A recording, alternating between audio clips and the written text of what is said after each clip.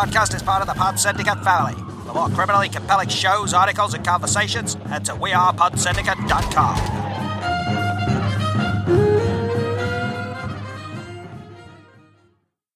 Hello. And welcome to Film Bastards.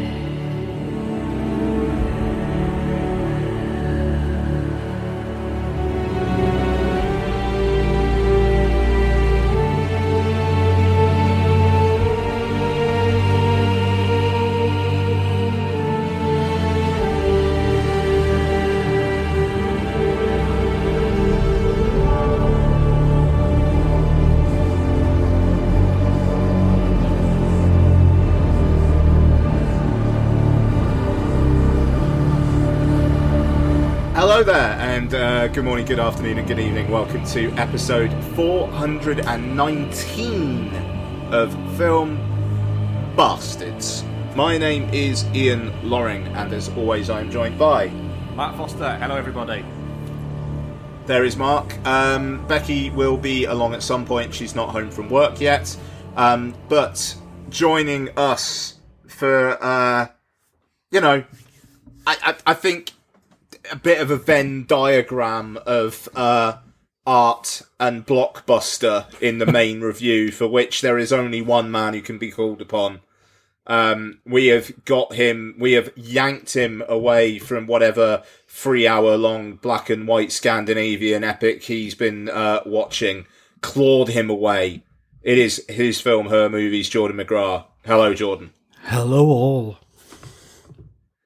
There, the silky smooth sounds of Mr. Restrepo himself. Coming up on this week's show, we have got a couple, a very all over the place show, actually. So we got 5, I think, main things to talk about.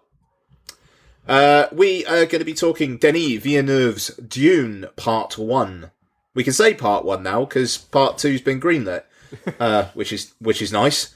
We have got Jordan and I talking Wes Anderson's The French Dispatch. We have got all of us talking about Titane, Titan, E. Who knows? We have got the Patron's Choice review, where we will be talking about David Lowery's Pete's Dragon. We have got a retro review, which I don't believe Jordan has seen, and good for him. Jan de Bont's The Haunting. And then after this, we're recording the Hellraiser show. So, fucking hell.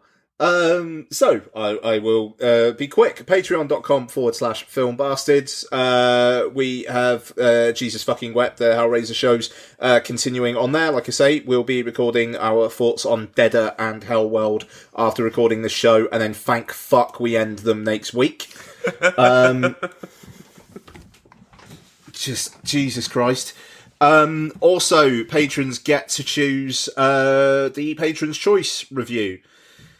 And next week we'll be talking about Uruk-Sukadoji, Legend of the Overfiend. Tomb of the Demon Womb. Is that what it means? No, it's the first 2 books in the Uruk-Sukadoji trilogy. Right. And they are Legend of the Overfiend and Tomb of the Demon Womb. But they're a film, yeah. Yeah, they're a film. Yeah, it's all that's okay. That's the film. The full title of the film is Uruk-Sukadoji, Legend of the Overfiend, Tomb of the Demon Womb. Great. We'll talk about that next week. John, Have you seen Arutsuka Doji? I haven't. I've just brought it up then. No, I haven't, no.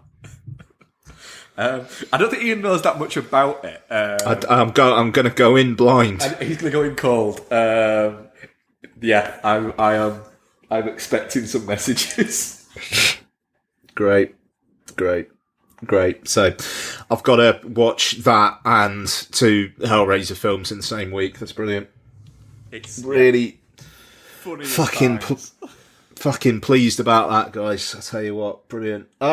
So that's brought my energy down a bit. Let's do you know what? Let's skip news. It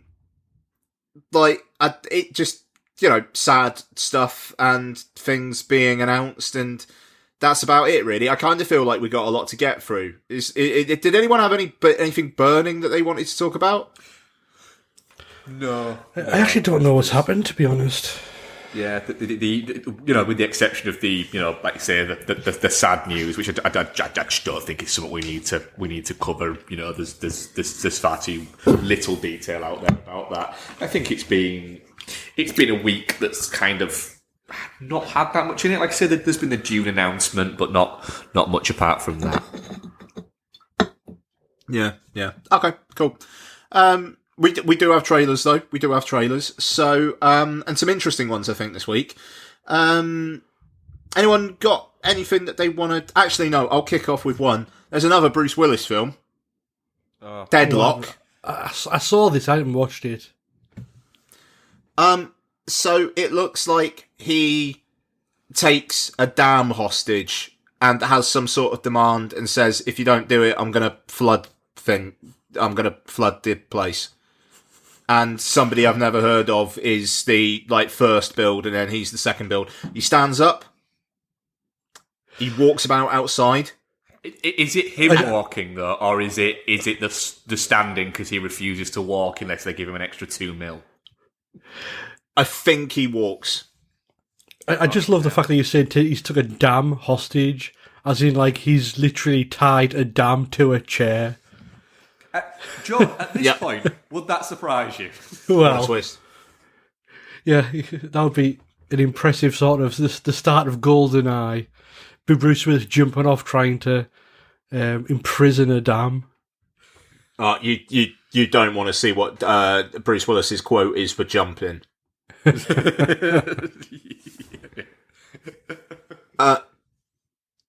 I mean, just the further just besmirching of whatever Bruce Willis represents continues. But do you know what? I say that, but then again, there's a Call of Duty skin at the moment which I want to buy, which is the rabbit from Donnie Darko, who has a finishing move of teleporting a jet engine into its foes. So, I mean, culture's dead, isn't it, really? So, I'd go get your money, Bruce.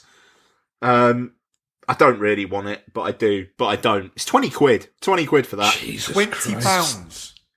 Yep. That's the price of a game.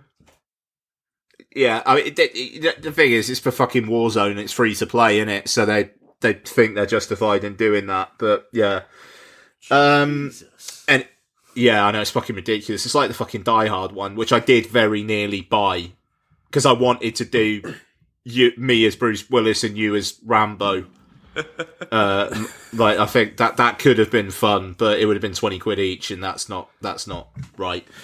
So yeah, Deadlock. It looks shit, but why is that a surprise? What else? What have you guys got? I saw a new Sandy B one. Oh yes, this is the yes. I was going. Yes. And yes, George. Yeah. No. Actually, still on YouTube of the Netflix YouTube, I actually was surprised that it was Sandra Bullock. They did quite well in.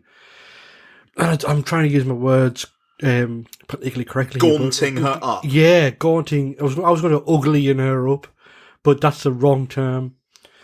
And it does look a little bit generic, a little bit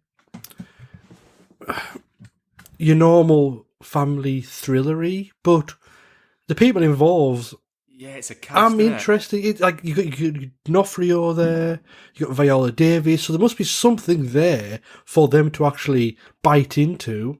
So fingers crossed it actually delivers a little bit more than what the trailer's selling. But it's on Netflix, I'll watch it.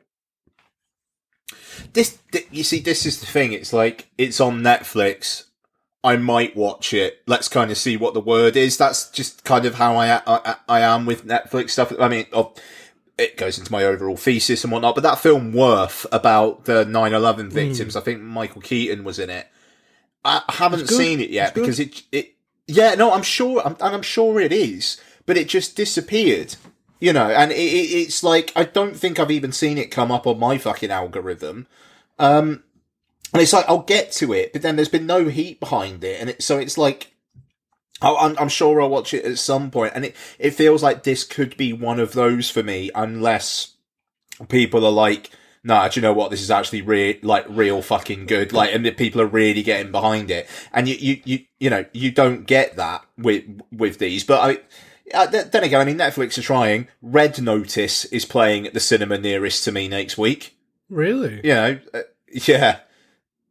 I mean, you know, you got Spencer and Eternals, and I think there's something else next week as well. So I'm probably not going to watch it in the cinema because it's then Netflix the following week. But they are giving it a go. Apparently, Passing is in some cinemas from tomorrow as well. Yeah. So.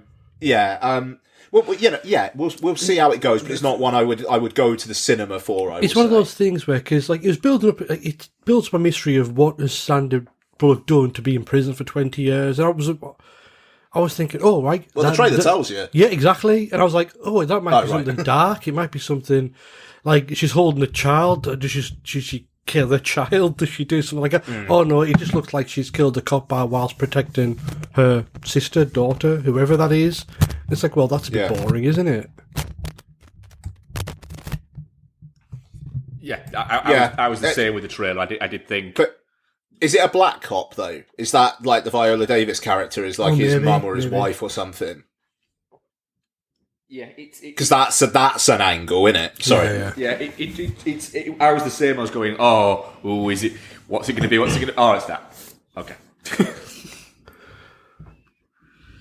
But like you said, that cast, it's a really strong. If this had just been one of those Netflix movies that had like one big supporter, sort of like it was a Sandra Bullock and then a bunch of, you know, capable but not particularly, you know, recognisable actors, I'd have been like, But then when I started looking at the cast, I was like, oh, I fucking care.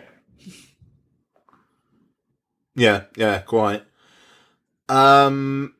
A film that I will see at the cinema, even though, you know, probably much to my chagrin, Uncharted. Yes. Yeah, I mean... it just looks that's all I got. It looks so vanilla. It's just one of those that'll be overlong. You'll have a few okay set pieces. It'll be Tomb Raider. It's like there's parts of the new Tomb Raider which I enjoy, but overall it was overlong and dull. You know, I mean, it's. I've played the 4 Nathan Drake Uncharted games, and they do a nice bit of Nathan Drake origin story stuff in Uncharted 3. And it's like, I'll be honest, I mean, and I get that not everybody's like invested that time, but it's like, I don't really need Tom Holland being Nathan Drake. I mean, as a young Nathan Drake, it doesn't feel right. Mark Wahlberg as Sully. I mean, God, it's been in development for so long that Mark Wahlberg was originally supposed to be Nathan Drake, for fuck's sake. But it just, you know, I mean, I don't want to be all not my Uncharted. I'm not that fucking wedded to it. But when you've also got action that looks so fucking as uninspired and as green screen as this does, you know, I mean, Antonio Banderas is a bad guy. Yeah, sure. You know, that I'm sure that'll be good times. But I mean, when you got Tom Holland, like, so I mean, I shared on the WhatsApp with you guys. There was an article that Tom Holland was interviewed while shooting the film, where he was saying that he wasn't too sure about his performance in it, and he kind of thinks he might have fucked it up. And which is a fucking remarkable pre damage limitation. But credit to him, if this is anything above a 3 out of 5, it will be in my surprises of next year. I'll fucking say that much. It's a question of when does Tom Holland get judged for not being able to hold a film other than the Spider-Man franchise, because of what I've seen. I mean, that Chaos Walking was a bit of a dud. The other Netflix movie which he is the lead in, again, not great. The Cherry. Oh, or was that Apple? That was Apple. Yeah, what no, was the so Netflix one? and the Devil All the Time as well. Oh God! It's how many chances is he going to get outside of that Marvel franchise to actually become a movie star? Because some people have it and some people don't. Now, Tom Holland is still very, very young, but I think he lacks the overall charisma of Chris Hemsworth, Chris Evans, to actually branch out, or maybe even the acting chops as well. Because you think about Chris Evans, he isn't the lead in a film like Knives Out, but he's one of the stars of it, and he's the one who shines, as well as Ana de Armas. And I don't think Tom Holland has I don't want to say talent to do that, but he seems to be Peter Parker, and that's about it. That's all that he's got in his locker. The fact that the big screen rom-com seems to have died is a bit of a shame for Tom Holland, I think, because I think the dude is charismatic and I think he can have chemistry. And as the kind of like the likable everyman person who he essentially, is with Peter Parker, but just like a young man, I think that would do well for him. But no, I mean, you're right. I mean, Chaos Walking was a disaster for myriad reasons.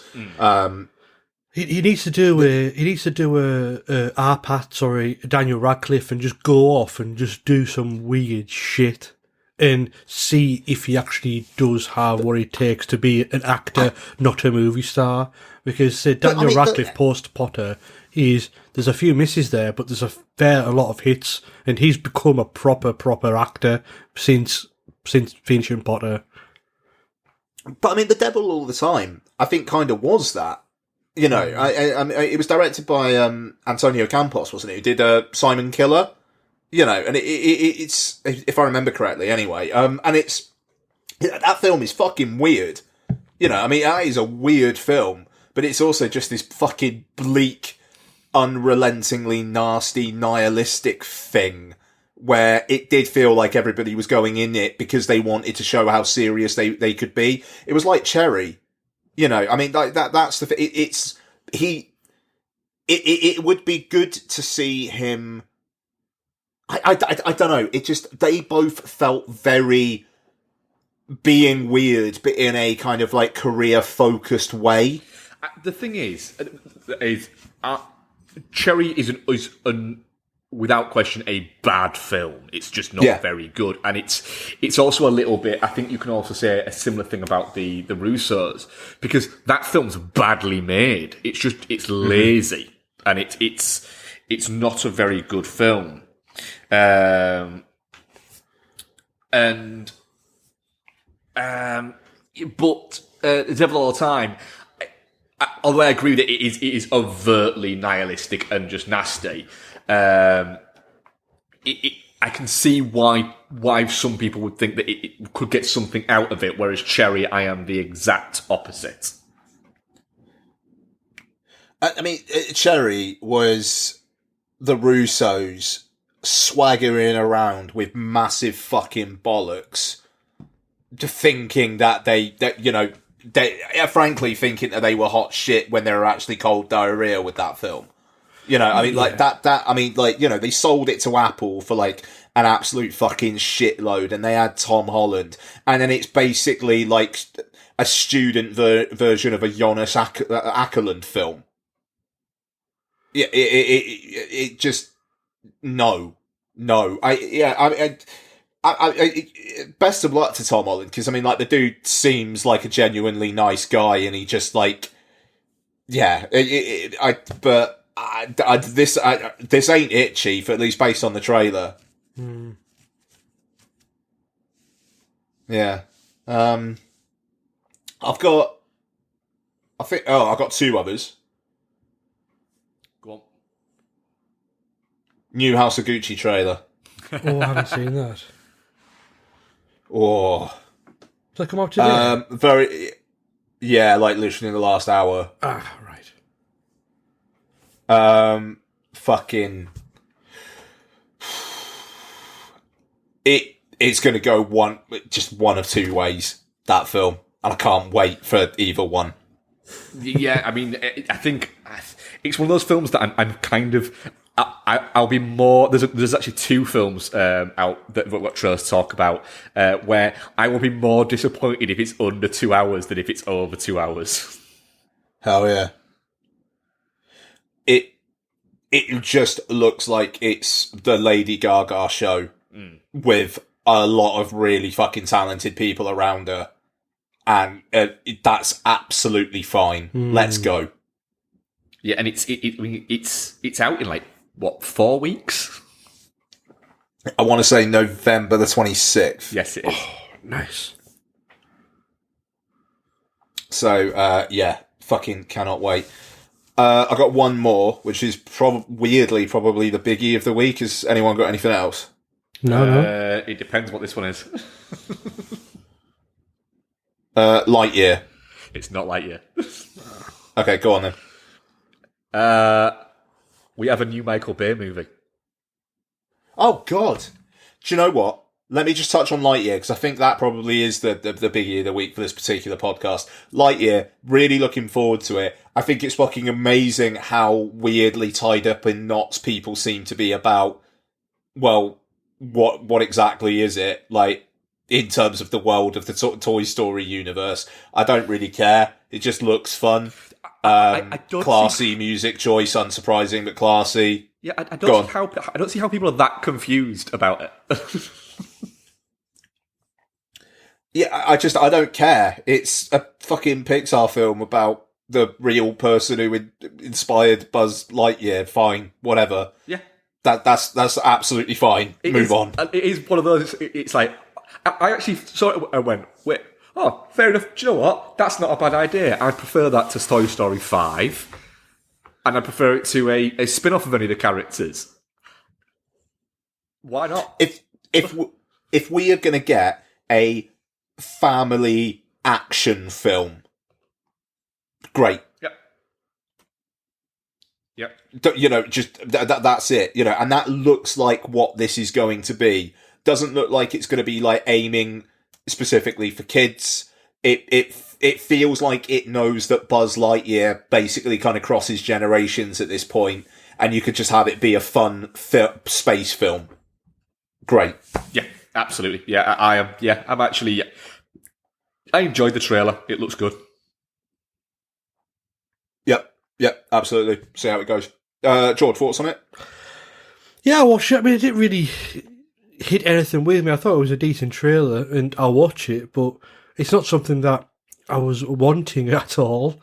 I didn't even really even know it was in development, so when it popped on my YouTube feed, I was like, oh, okay. And my first question was like, well, how is it going to fit in? But then you realise what it's doing, and I'm fine with that. And yeah, it's an interesting thing how I'm kind of glad they went with Chris Evans, because imagine having Tim Allen's name at the top of that. Kids be like, who? Yeah, I did look and think, right, they can't, can they? No, thank Christ. They can't be planning on any more like Toy Stories in that case, though, because you'd imagine Tim Allen's probably a bit what the fuck. And, you know, I mean, like, I'd absolutely understand why they went with Chris Evans, but if I was Tim Allen, I'd probably be a bit, all right then, cheers. He'll still be getting massive royalties for it. Damn. I think if they contacted Tim Allen and said, will you do some TV spots as Buzz Lightyear watching the Buzz Lightyear movie from whichever fucking kid's home he's in now, I think Tim Allen would that go, would be fun. I'd go, yes, I will. I absolutely will. Send me a check, because no fucker else is. Well, he's got that Last Man Standing show, which has no impact in the UK whatsoever, but it's really successful in the US. Like, Tim Allen's doing all right for himself in his own kind of like conservative right-wing way, and, you know, there's an audience for it, and he doesn't seem to come out with anything too cancelable, so, you know, fair play. But at the same time, you understand why Chris Evans is doing this, and I love the fact that Chris Evans tweeted when this trailer came out, basically going, I'm really fucking proud of this, I'm so excited for people to see it. You know, it's like he doesn't have to do that, but he is. And good on him. You know, and I mean, maybe it's all career management, I don't know, but it's fucking working. He could just as easily not say anything, I think I'm trying to say. Yeah. So yeah, Ambulance. Go on, Mark. Yeah. So it just looks fucking great. I hope it is bloated as hell. I hope it's 2.5 hours long. I hope the entirety of Twitter has a fucking meltdown about what is Michael Bay doing remaking a Danish classic, even though it's not exactly a Danish classic. I hope it is everything that Bay stands for. Because it's easy to forget that Bay has made some good movies. That, you know, Pain and Gain Sorry, fun. I'm going to mute my mic. Pain and Gain was a fun movie. And Pain is a great movie. Yeah. I love the fact that the majority, and I was one of these people, the Twitter people, who think that is movies. The Twitter sphere think that is the entirety of movies exists for their little echo chamber, and it just doesn't. And I am really looking forward to it. I want it to just be needless fucking explosions, and I want to just bathe in the bayiness of it all. And you've got Jake Gyllenhaal in a turtleneck, so it's pretty much a every quadrant fucking movie. When I watched the trailer, it's the first time in a while when I've watched a trailer and I was like, do you know what? I actually have no idea how they're going to structure this. Like, I have no idea if it's going to be an hour and a half in the ambulance or 20 minutes or when stuff within the trailer is actually going to happen within the runtime. Like, generally now, what you do get is a very vanilla way of actually editing trailers, so you can only understand the 3-act structure within the trailer, whereas this, I'm just sort of like, I have no clue. It could be the fact that 2 hours and a quarter of it is spent within like the 4 walls of an ambulance, and I'll be up for that. But I'd also be up for if it's, like, say, 2.5 hours long and the first hour is the heist and the next hour and a half is in the ambulance. I think the majority of the Danish one is set within the ambulance. But Bay isn't going to do that.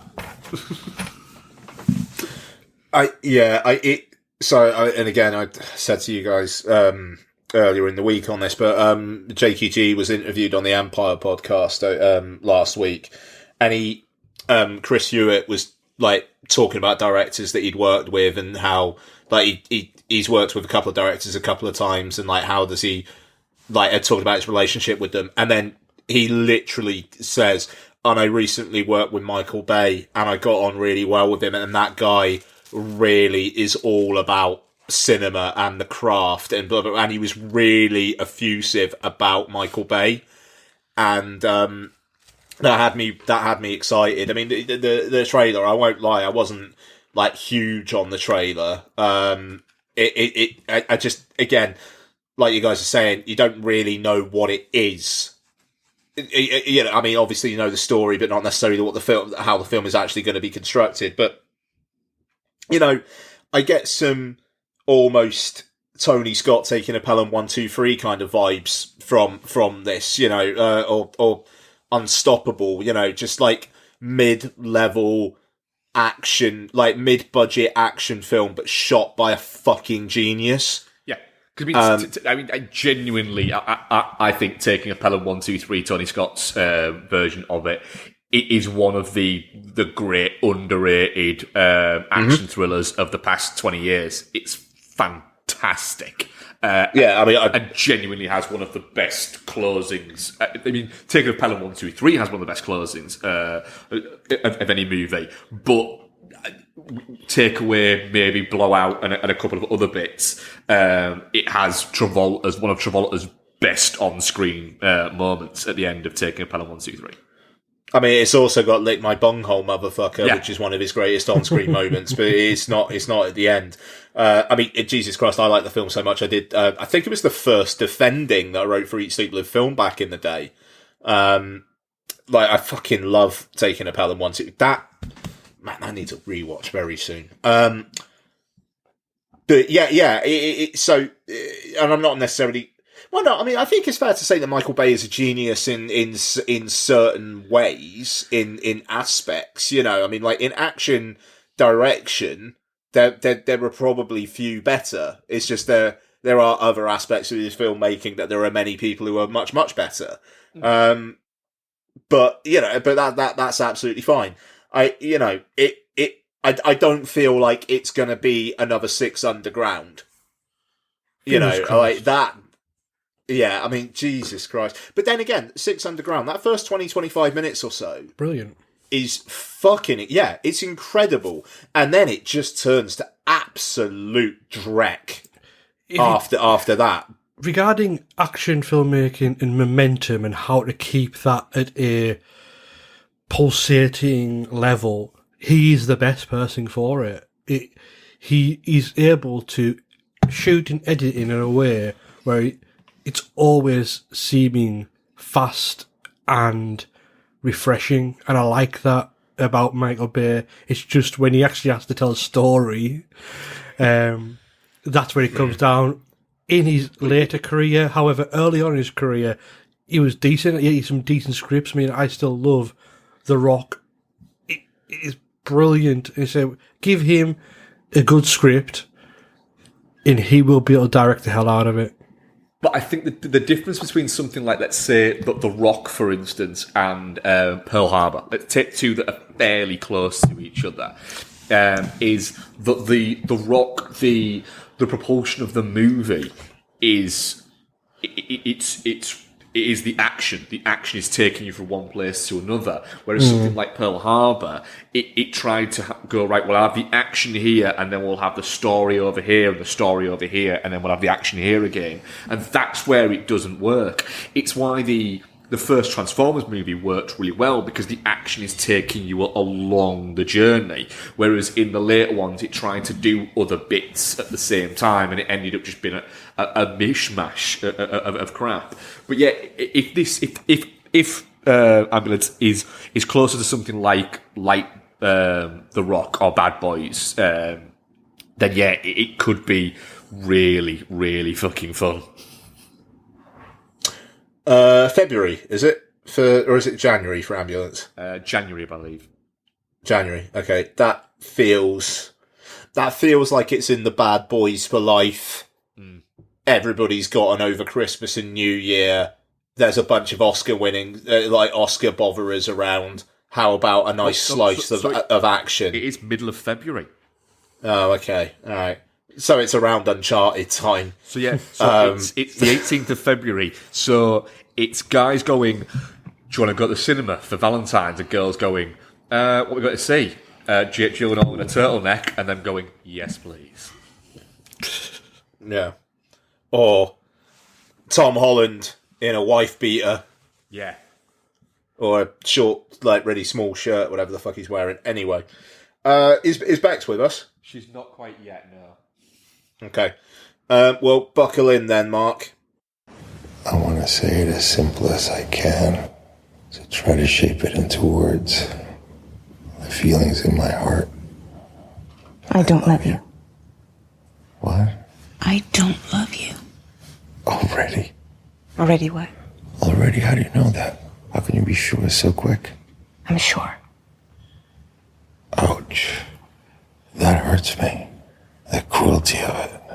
the cold-bloodedness. You said what you wanted to say. I tried to stop you. That's it. I said part of what I wanted to say. I was in the middle of it. There is more. No. No what? Will you? No. Will you No. marry? Will you Devrais-je te marry mettre me? dans ta camisole, te force te ramener dans ta cellule et t'enfermer à nouveau? Let's talk the French Dispatch. Let's get dispatchy. It's directed by Wes Anderson and stars pretty much everyone. I'm surprised I wasn't in it. Are you sure you weren't? I fucking wish. Jesus Christ. So, knowing my luck, I'd probably play the prison warden in the first story, Jord. I think that would. I think it was Dennis Menashe from Inglourious Bastards and Brad's Christmas short fame. Yeah. But yeah. So this is the story of the French Dispatch of the a paper in Kansas, the Liberty Sun. I don't. But anyway, It's been 3 weeks since I've seen it, so.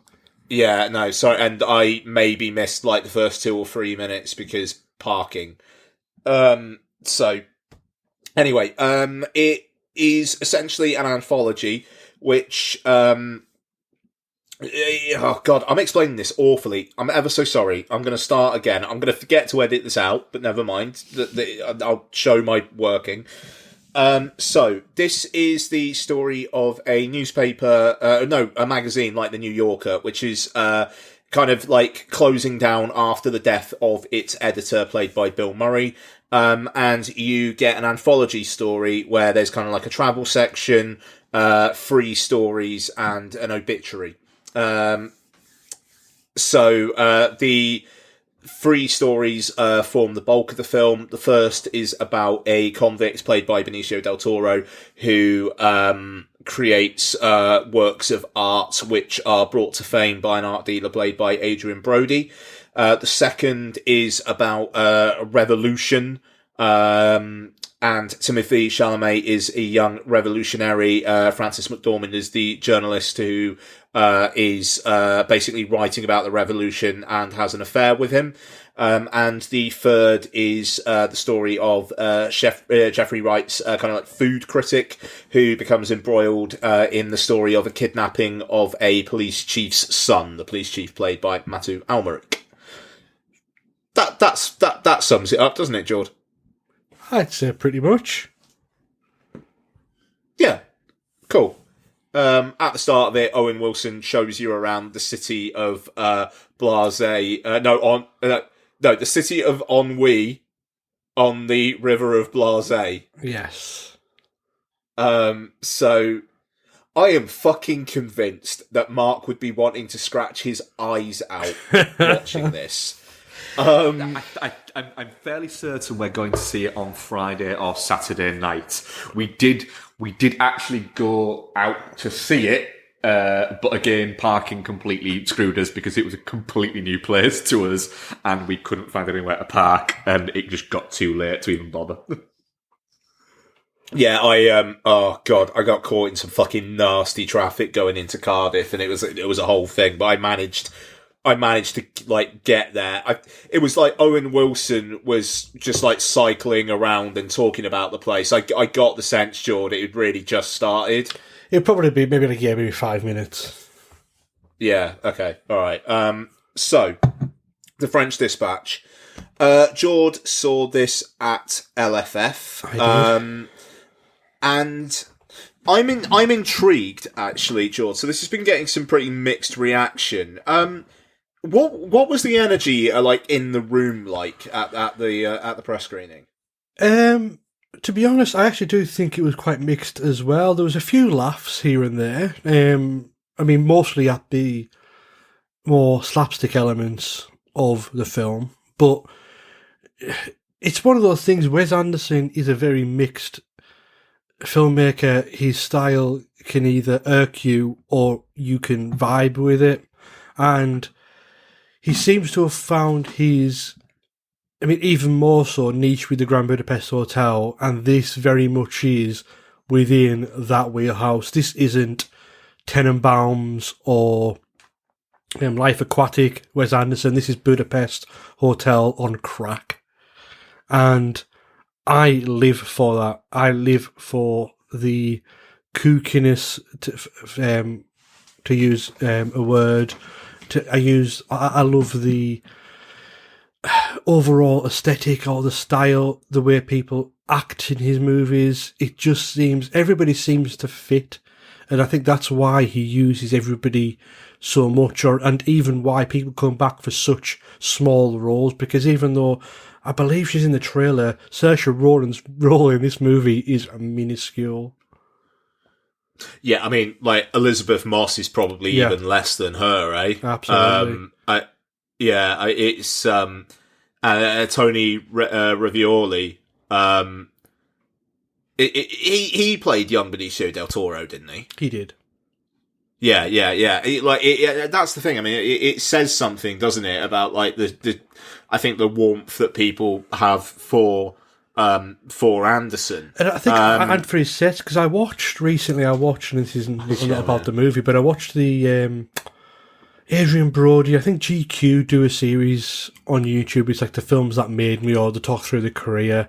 And he talks through, firstly, being on Darjeeling Limited and the way the set was and how Wes Anderson worked. And in each one of his movies, it just seems to be a very lovely, warming and kind set. And I think that's what really attracts them. I think he must have a nice camaraderie with not only his actors, but his crew and wherever he goes. And I think that comes across in his movies, because I think a lot of people would do things that they wouldn't normally do. They'd do a little bit things more silly than they'd be normal in any other film. So I do appreciate that. But this is, and I think also because it's not a cohesive story, so it is very much an anthology. And I think a lot of people who go into this movie didn't maybe expect that. So that could be quite a bit jarring for them, but it's just an opportunity to get 3 different Wes Anderson short movies, and what is not to love about that? Yeah, I mean, it's really interesting, because every time I go to a Wes Anderson film, I just think, like, I always approach them trepidatiously. And I really don't know why. And I think this film has made me realise I think I need to embrace the fact that I think he's probably in my top 3, top 5 filmmakers working today. Oh, same. Easy. And like it came as a surprise to me. And it probably doesn't come as a surprise to anybody else. But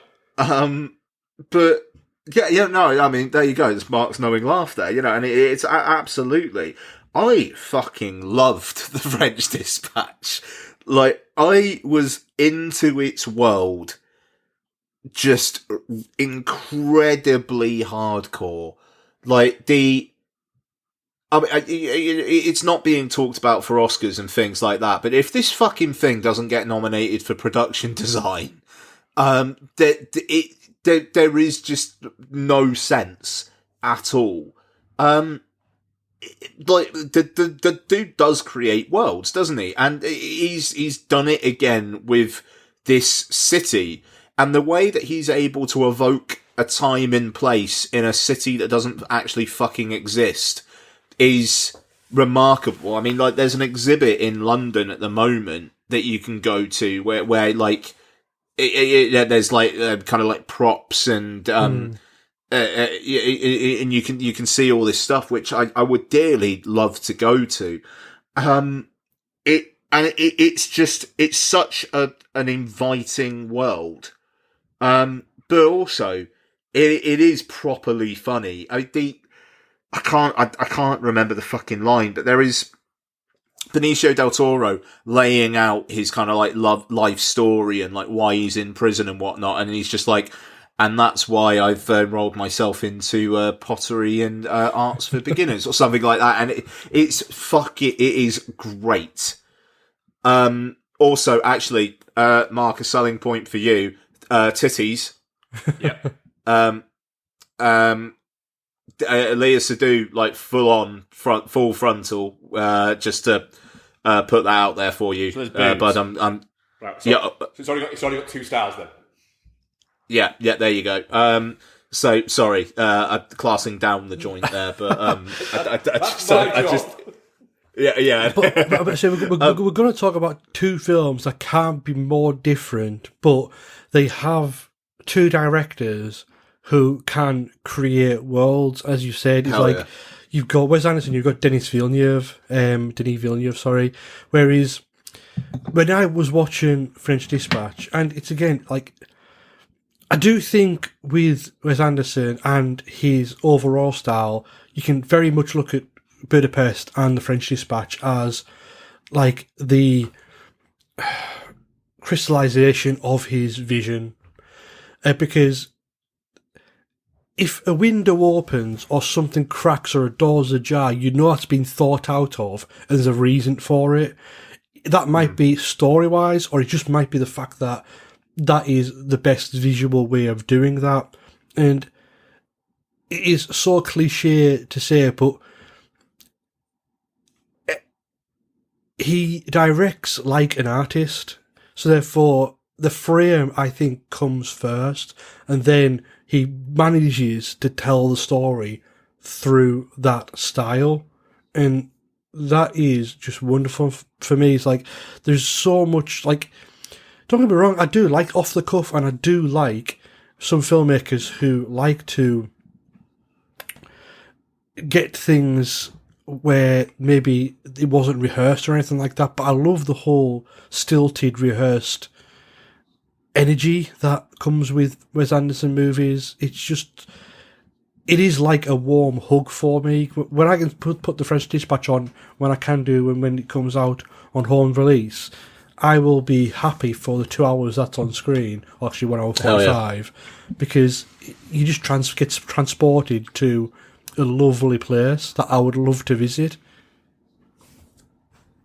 Yeah, it couldn't agree more. I mean, I was worried, the Charlemagne McDormand section, I was a little bit worried there that I was gonna click out of it, and, you know, when they like have sex and whatnot, I was a bit, oh God, where's this going? And then I thought it was wise that it doesn't then focus on them. It's almost just like they fucked, and then it kind of moved on. She continued writing about him, but, you know, there was a connection there, but it wasn't necessarily a big love, and then it kind of like moves on. It was a really smart decision.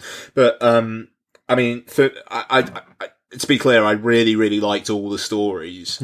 But I thought Jeffrey Wright was fucking incredible in this. Yeah. There's some shit in his basement with this performance that comes out in a couple of times. There's the kind of like the tangent that he's talking with Liev Schreiber about why he writes about food, which like fucking kind of like quietly broke my heart. And his performance really, really struck me. In a film with, as we've said, a lot of performances. I will say though, Saoirse Ronan, yes, she was only on screen for a short amount of time, but if Saoirse Ronan ever wants to play a heavily made up prostitute again, I'm intrigued. Absolutely. You know, not to be too thirsty on Maine, but yeah, that's yeah. I mean, the only way you could have got me first here is if Rebecca Hall was I came in and started being passive aggressive, to be honest with you. But I'm going to stop talking now. Sorry, Chilton. No. But I mean, I did enjoy all stories. My favourite still, I think, was the Del Toro Léa Seydoux one. Sure. And yeah. Just the entire pacing of that, and there's a scene where Del Toro tries to kill himself, which is just hilarious, and it's such like a teacher pupil thing, and it just works. And again, yeah, that sort of passive aggressiveness. That, I mean, again, Léa Seydoux is just so deadpan with her delivery, and you talk about like when she is full frontal in it, but there's even a joke like 30 seconds into that where like Del Toro goes up and he's sort of trying to see the model, he just slaps his hand away, and it's just like, no, get back to work. She's got some pretty heavy step on me energy as well. Lea Seydoux generally, but yeah. And the interaction. Sorry, fuck it. I need to. Well. Do I need to go jerk off or something? Sorry. What Adrian Brody brings to that as well, and the realization of the final art piece and where it's painted and what that means is gold. Hell yeah! But yeah, it's one of those things though. And again, I go into Wes Anderson films, and I don't really go in with trepidation anymore because I don't know if I actually want him to do anything different. Like, people like be like, "Is he a one-trick pony? Can he only make films in one way?" And partly my answer to that is I don't care, because he could make films like this for the rest of his life. He'll still be one of my favourite filmmakers.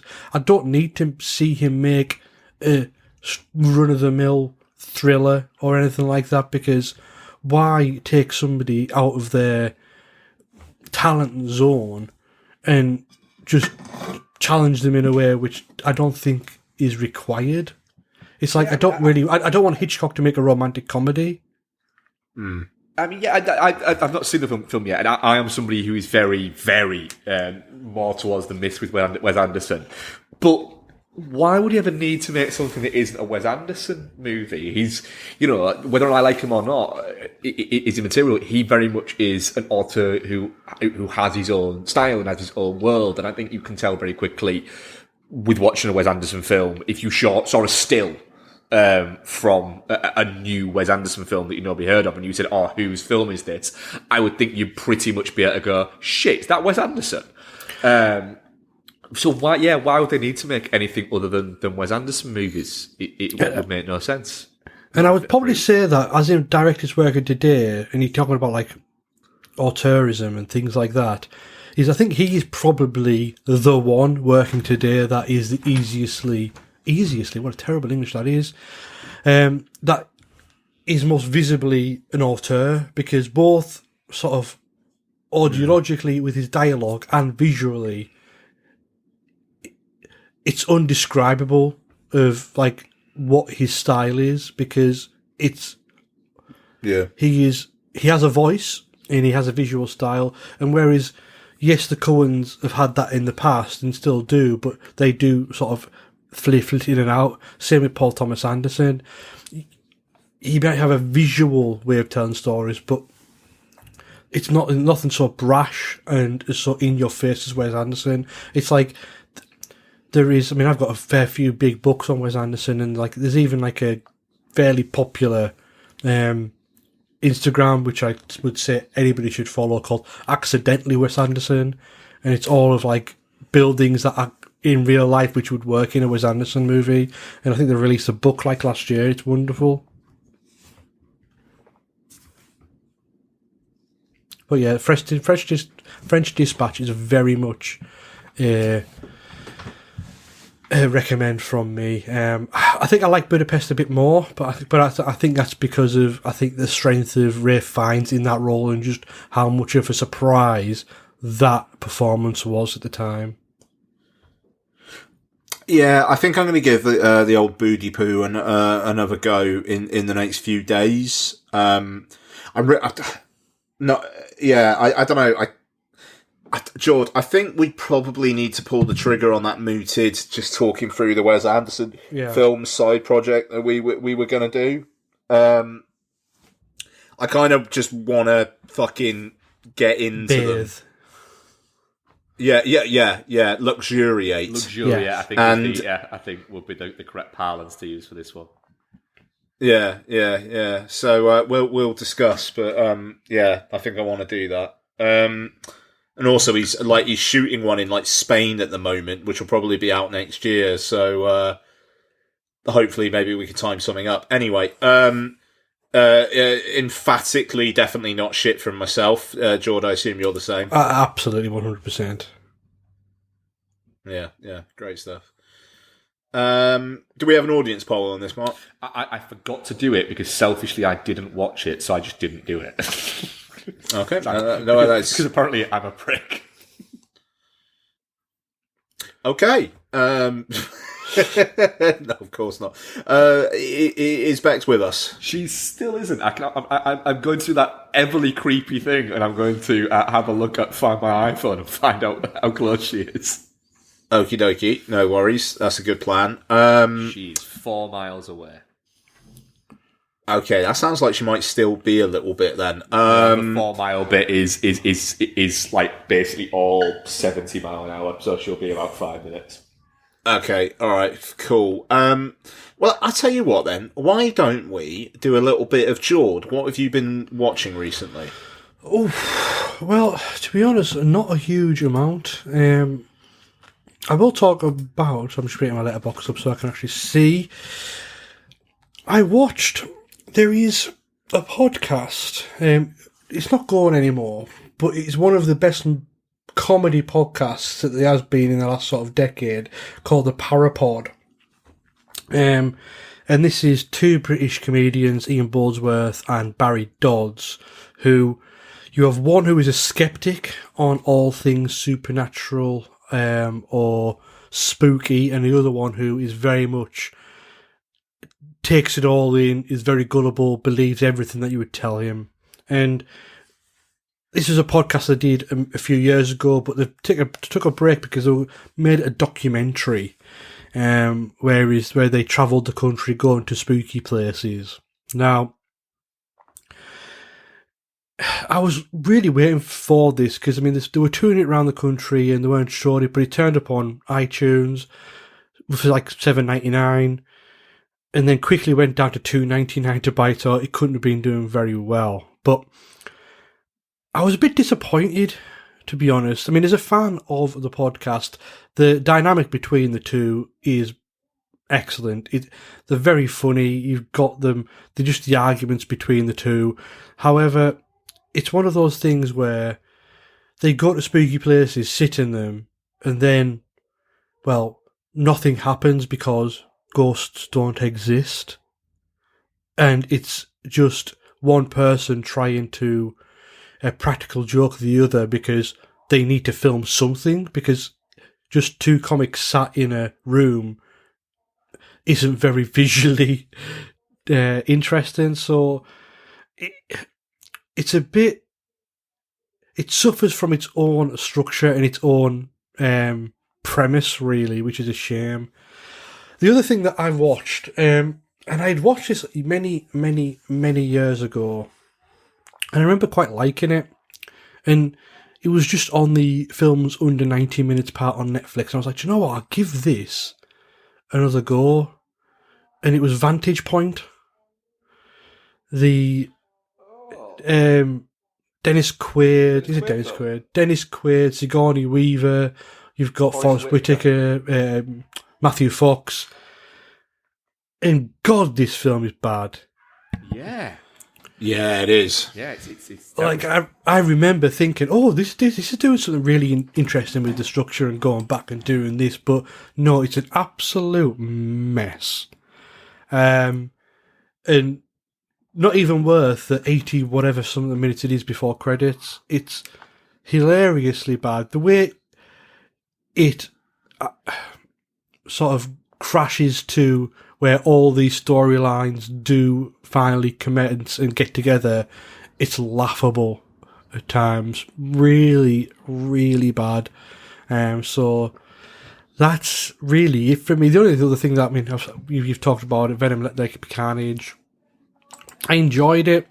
It's probably about as much as I enjoyed the first. I love the fact that it's a relationship movie, or this dysfunctional relationship movie, and the fact that it is a homoerotic gay story. Love that about it. And I watched Philadelphia for the first time in probably about a decade, and that film slaps.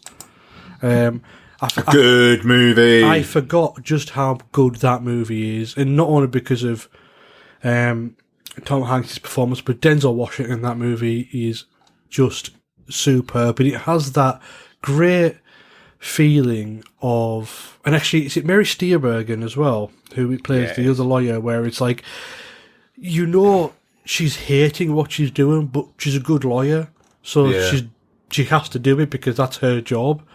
But Philadelphia really does go. I mean, it just holds up incredibly well for a film that was released 20 years. Was 20? Yeah, 30 years. 1990 was it? 1991.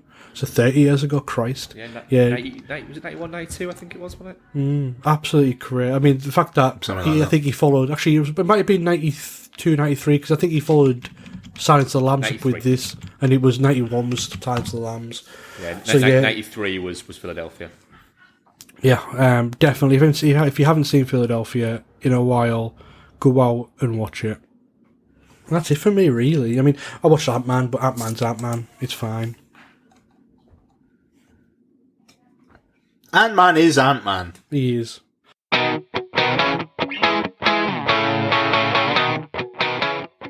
Have you ever wondered what so-called family films will scar your kids forever?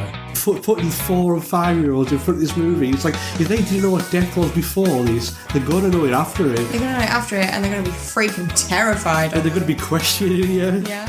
Or do you have the slight suspicion that your loved one has a cold, dead heart? Yeah, The Dark Knight has got like all the orphans, and like, oh no, we're going to die. They did not build up those orphans at all. In my head, it's like, kill them. Then look no further.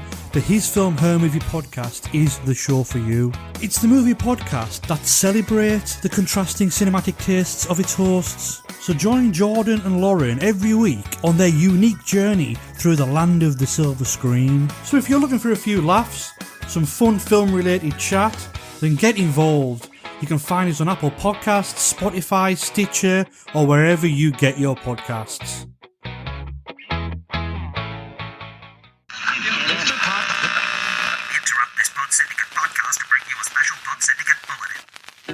This podcast you're listening to, pretty good, isn't it? Only problem is, it's about halfway through. Pretty soon, it'll be over. And then what are you going to do? Well, if you're a fan of this show, why not head over to wearepodsyndicate.com and subscribe to our brand new feed, Pod Syndicate, The Bonus Shows. Every week, your hosts from Beyond the Neon, Chinstroker vs. Punter, Entertainment Landfill, Film Bastards, His Film Her Movie, and What's on Tap will be dropping bonus shows right onto that feed. These shows might be collaborations and crossovers, or they might be archive episodes, interviews, one-offs, and other treats from across the Pod Syndicate network. So, prepare yourself for the inevitable disappointment of this Pod Syndicate show ending by heading to wearepodsyndicate.com and clicking on The Bonus Shows. We now return you to your regularly scheduled Pod Syndicate podcast.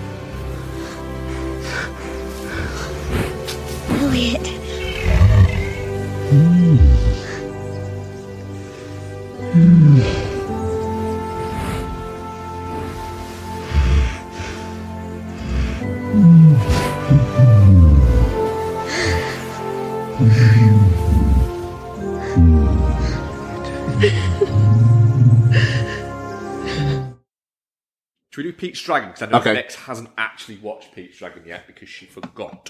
There you go, patrons. She literally turned around to me last night and went, and just out of the blue, no context, just went, Pete's Dragon! I was like, Yeah. Well, you watched that on your own. I was like, yes, I did. I've watched it. Well, we take out a Bex, we insert a McGrath because I know George watched it. I have, and it's my first time watch. Very nice. Fucking A. Alright, so this is the Patron's Choice. This is Pete's Dragon, directed by David Lowery, starring Oakes Fegley, one of the great names. Bryce Dallas Howard, Carl Urban, Wes Bentley, Robert Redford, and others. And this is the story of Pete, played when he's a little bit older by Oakes Fegley, a kid who is in a car crash and is basically taken in by a dragon. He's then found by Bryce Dallas Howard's kind of like woods ranger, and they have to try and protect Pete against her kind of prospective brother-in-law, played by Carl Urban. Mark, I'm going to start with you. So, first time with Pete's Dragon, wasn't it? No, I'd seen Pete's Dragon before. Oh, okay. All right, Jord. I'm going to start with Jord instead then. So, Jord. David Lowery's Pete's Dragon. Yep. Opening question. Did you wonder why Robert Redford was talking to a bunch of random kids at the start, or was it just me? Yeah, it's not really explained, is it? It's not like he's part of a museum or anything like that, but it's a bit strange. He might just be well, I'm not going to say that.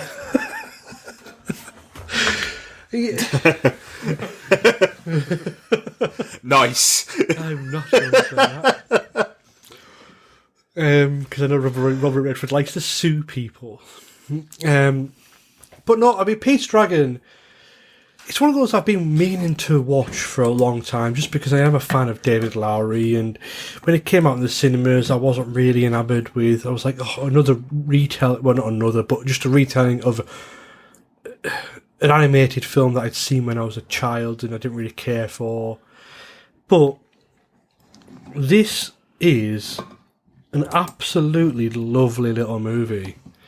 From the beginning of just Pete and the dragon running aimlessly and joyfully through the woods, having fun, it becomes quite evident that it's a pure kids movie, but it doesn't pander to children, and it has this wondrous, joyful backbone running through it, where you can't help but feel and really engage with the relationship between Pete and the dragon. And I would love to have seen this one and see the difference between one when I didn't have a pet to two when I did have a pet, because some of the scenes within this movie that I think probably wouldn't have hit as home as much as it would have, but now that I can actually relate that to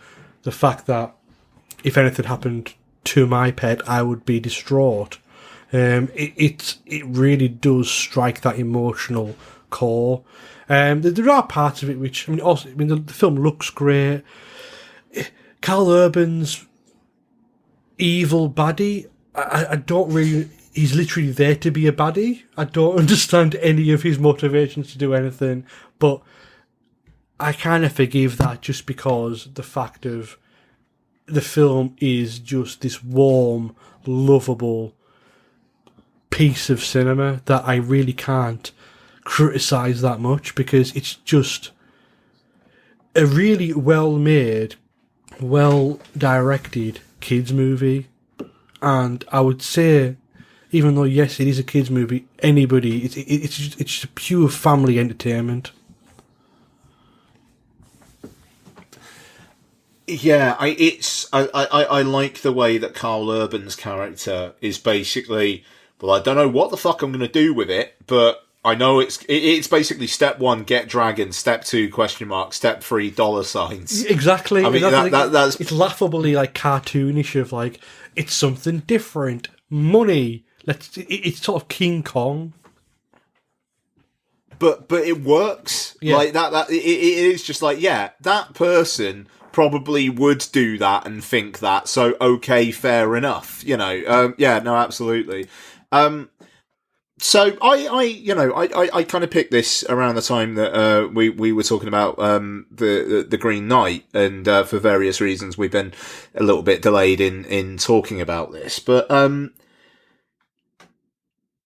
do you see connective tissue between Pete's Dragon and the Green Knight? Because apart from like CG and whatnot, it feels remarkable to me that essentially he's made the move from Pete's Dragon to the Green Knight in the space of like one film in between, and then that film was a ghost story.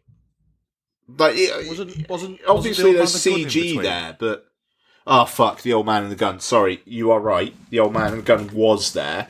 But yeah, like it feels to me very, wow, you go all over the place, bud. You know, and I don't know. Did you feel that there was a connection there between the two? I think he's got like you say, I think he's not afraid to tackle different types of stories, but he's got a very there's a way about the way his films move that I think is certainly there. The visual pacing, I would say, it always feels quite familiar. Nothing ever feels that rushed within a Lowry film. He seems to want to.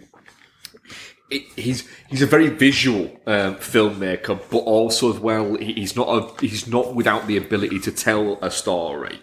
But there's certainly a certain visual pacing that he has within it, where it's not. If he's showing you a shot of something like within Pete's Dragon, where he's showing you the forest and bits like that, it's for a reason. The cameras, it's not a lot of stills. There's always a movement within things, and it's always not at the same pace. He tends to move things a little bit quicker sometimes, and then he'll slow things down. And I think that there's certainly that. I think there will probably be more connective tissue between them when you add in the fact that he's doing Peter Pan next, I think, isn't he? Yeah, he's doing a Peter and Wendy, and Jude Law's playing Hook. Yeah, and that I think will kind of bridge a gap between Pete's Dragon and the Green Knight, certainly. But yeah, I definitely can see that they are from the same filmmaker. It's just he's a very atmospheric filmmaker, but he's able to flip his atmospheres to what essentially is, I think George said it.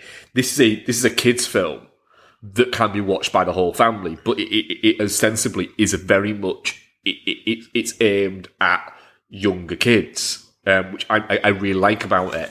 But he still has that atmosphere and that warmth within it that you can find in a lot of his other films. I mean, The Old Man and the Gun is quite a sweet and warm film for the story that it's trying to tell.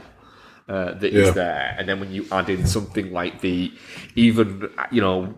ghost story, which is on its surface should be a very cold movie, and a very somber movie, does seem to have a warmth within it that is certainly there that I found from it anyway, that is there, a kind of a hope within hopelessness that's there. And I think Pete's Dragon it's an oddity in the fact that it's weird that it simply exists, to be honest. I think it had to.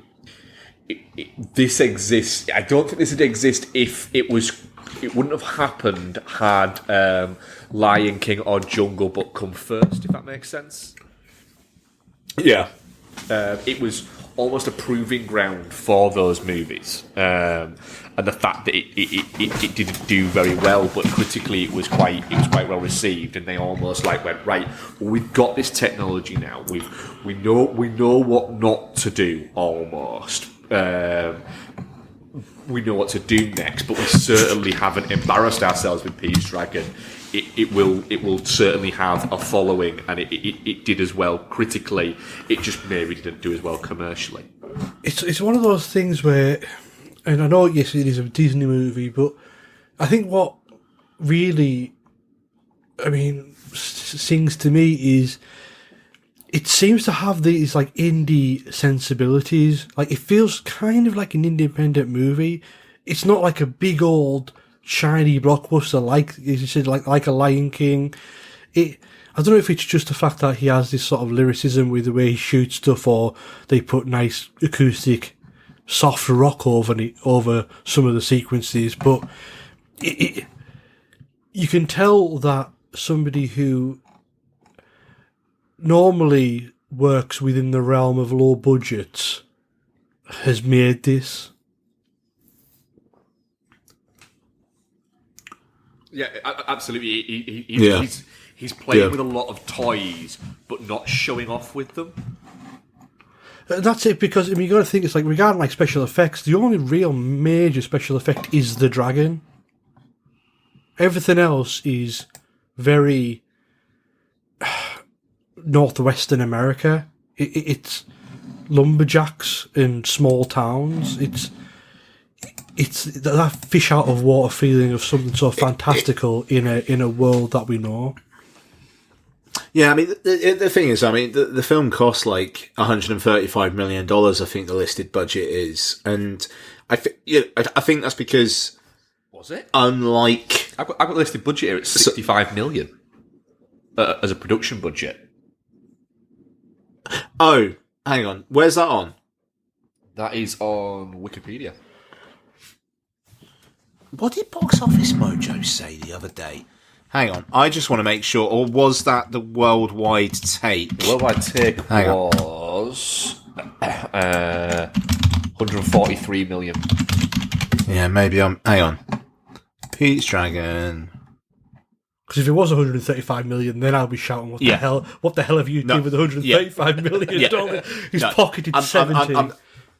I'm talking out my arse. I was talking about the worldwide box office. The budget 65 million. Yeah, ever so sorry, but no. I mean, the thing is, it's if this film was done after Jungle Book and Lion King, if it was even made, as Mark said, it would be being shot on green screens and stuff like that. But one of the things I really like about it is that real world location stuff. And yeah, all right, it's basically just like Northwest America, but having like CG, a large CG element in amongst that must have taken an awful lot of work. And now, I mean, like when David Lowery does his new Peter Pan, you bet your fucking bottom dollar he's not going to be using real world locations like he did with Pete's Dragon. And it's I don't know. I watched this with Donna and Lots, and we all just had a really, really nice Sunday night. And that's what this film feels like. It feels like a nice Sunday night film. Yeah. And it's got a fuckload of heart. I like the way that it's not really about the dragon. It is Pete, but the dragon is kind of like the enabler for that story. And I mean, by the end, I mean, Lots was like real fucking sad when they kind of split up. But then it's like I remembered what happened at the end from when I saw it in the cinema. Because I mean, like, to be fair, she was 2 when this came out. She would not have been able to fucking take this. But the right at the end of the film, she was so fucking happy. It's like, he found the other dragons, you know, and it's so lovely.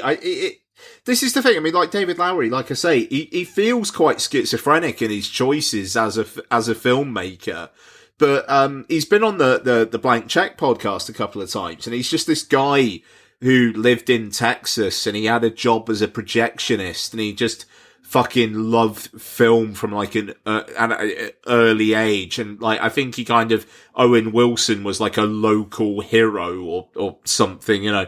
And he seems to love films and will just turn his hand to anything. You know, and I mean, like The Green Knight, I want to give The Green Knight another go because I was quite tired when I was watching it. But, you know, at least he's reaching for something, and he's reaching for something with Pete's Dragon as well. He's reaching for something with The Old Man and the Gun. And he's, I mean, to be fair, he's reaching for a bygone time, you know. Absolutely. I mean, it's similar with his debut at Embodied Saints. That film doesn't quite hit. It doesn't quite land as it wants to. Yeah. But it's certainly an interesting film. That's for sure. Yeah, absolutely. Absolutely. Cool. That feels like Pete's Dragon. Honestly, I was really surprised by just how good it was. The emotional core of that movie even got me tearing up at certain elements, and yeah, I want to see if is that kid been in anything more, because I thought he was tremendous too. The Fegs. What else has he been in? Yeah, he is actually really good in it, isn't he? He was young Ansel Elgort in The Goldfinch. Yeah, there's a cursed film. He was in The War with Grandpa. That's right. He's the lad in The War with Grandpa. Yeah, good film. And he's done not a lot since. Right. Cool. Definitely not shit. Yeah, definitely not shit. Yeah, same. Definitely not shit. Great stuff. Right. Bex is here. Hi, guys. Hello. Hey, Bex. That was very interesting listening about a film that I haven't had a chance to watch. Well, we'll all get... Does this mean that I don't have to watch Aruksa Kadoji? No, it means you have to watch it more. Fuck. I did watch Pete's Dragon, though, in preparation for watching the new one, and then ran out of time. Probably should have just watched the new one, shouldn't I? Maybe. Yeah, yeah. Well, to be honest, I think you should have. Not watching the movie and watching just a different version of the movie. I think you should have, because like the old Pete's Dragon came up as like watch this next on Disney after I watched it, and I didn't. That film's 2 hours 7 minutes long. That's exactly what I said, because it came up for me as well. Like, just no. I would expect that to be like 74 minutes. Yeah, I expect you could have told it twice in that amount of time. It's fucking 5-star banger, though. Got loads of songs. Fucking hell. I will watch the new one. I'll watch it for next week. I just ran out of time. Deary me. Right. Okay. Bex. Yes. So, we can talk Titane or Dune. We're not going to talk The Haunting because Jord hasn't seen it, so I'm thinking we can probably let Jord leave if he wants to when we review that. So, Titane or Dune, what should we cover? I wasn't ready for this responsibility. Titane. Right. Fuck, I'm going to have to get the cast up. Hang on. I wasn't expecting you to say that. My psychological profiling didn't work. Okay, so... Nope, you're alright. Titane, Titan E is directed by Julia Ducournau and stars Agatha Ruslo, Vincent Lindon, and Garance Marillier.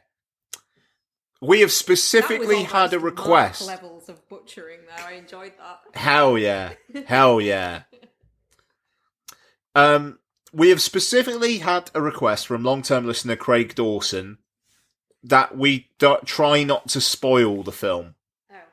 Because it's not available widely in the UK yet. Okay. So, Craig has been a listener for a long, long time. And on this occasion, I think we should allow it. I agree. But, yes. Okay, fine. So is that no spoilers, sorry? Or at least if there are going to be... If you are... Okay, a compromise. Craig, I hope you're okay with this. If you're going to spoil, could you just trail it before you do? Right. Yes, we will attempt to not, but if one of us does, we'll mention it first. Yeah, but if we're going to attempt to not, and we're going to accidentally do it, then we won't be able to trailer it first. We just need to have self-control, Mark. I have loads of self-control.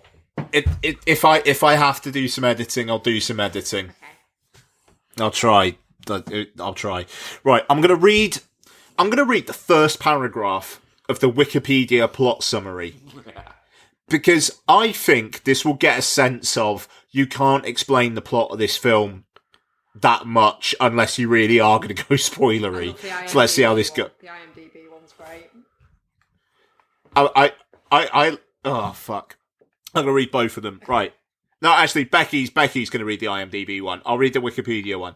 A little girl named Alexia is seen annoying her father during a drive. As she removes her seatbelt, her father turns around to scold her, causing a car crash. Alexia suffers a terrible skull injury and has a titanium plate fitted into her head.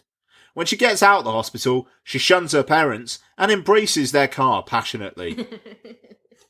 Okay. Right, what's the IMDb one? Following a series of unexplained crimes, a father is reunited with the son who has been missing for 10 years. Titane, a metal highly resistant to heat and corrosion with high tensile strength alloys. What the fuck, IMDb? The thing is, right, that and the Wikipedia one basically being completely different feel really apropos for what this fucking film is. Right. I'm going to start it with Bex. Go on.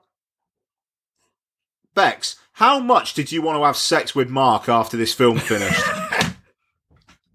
Not at all, but the car was looking pretty tight.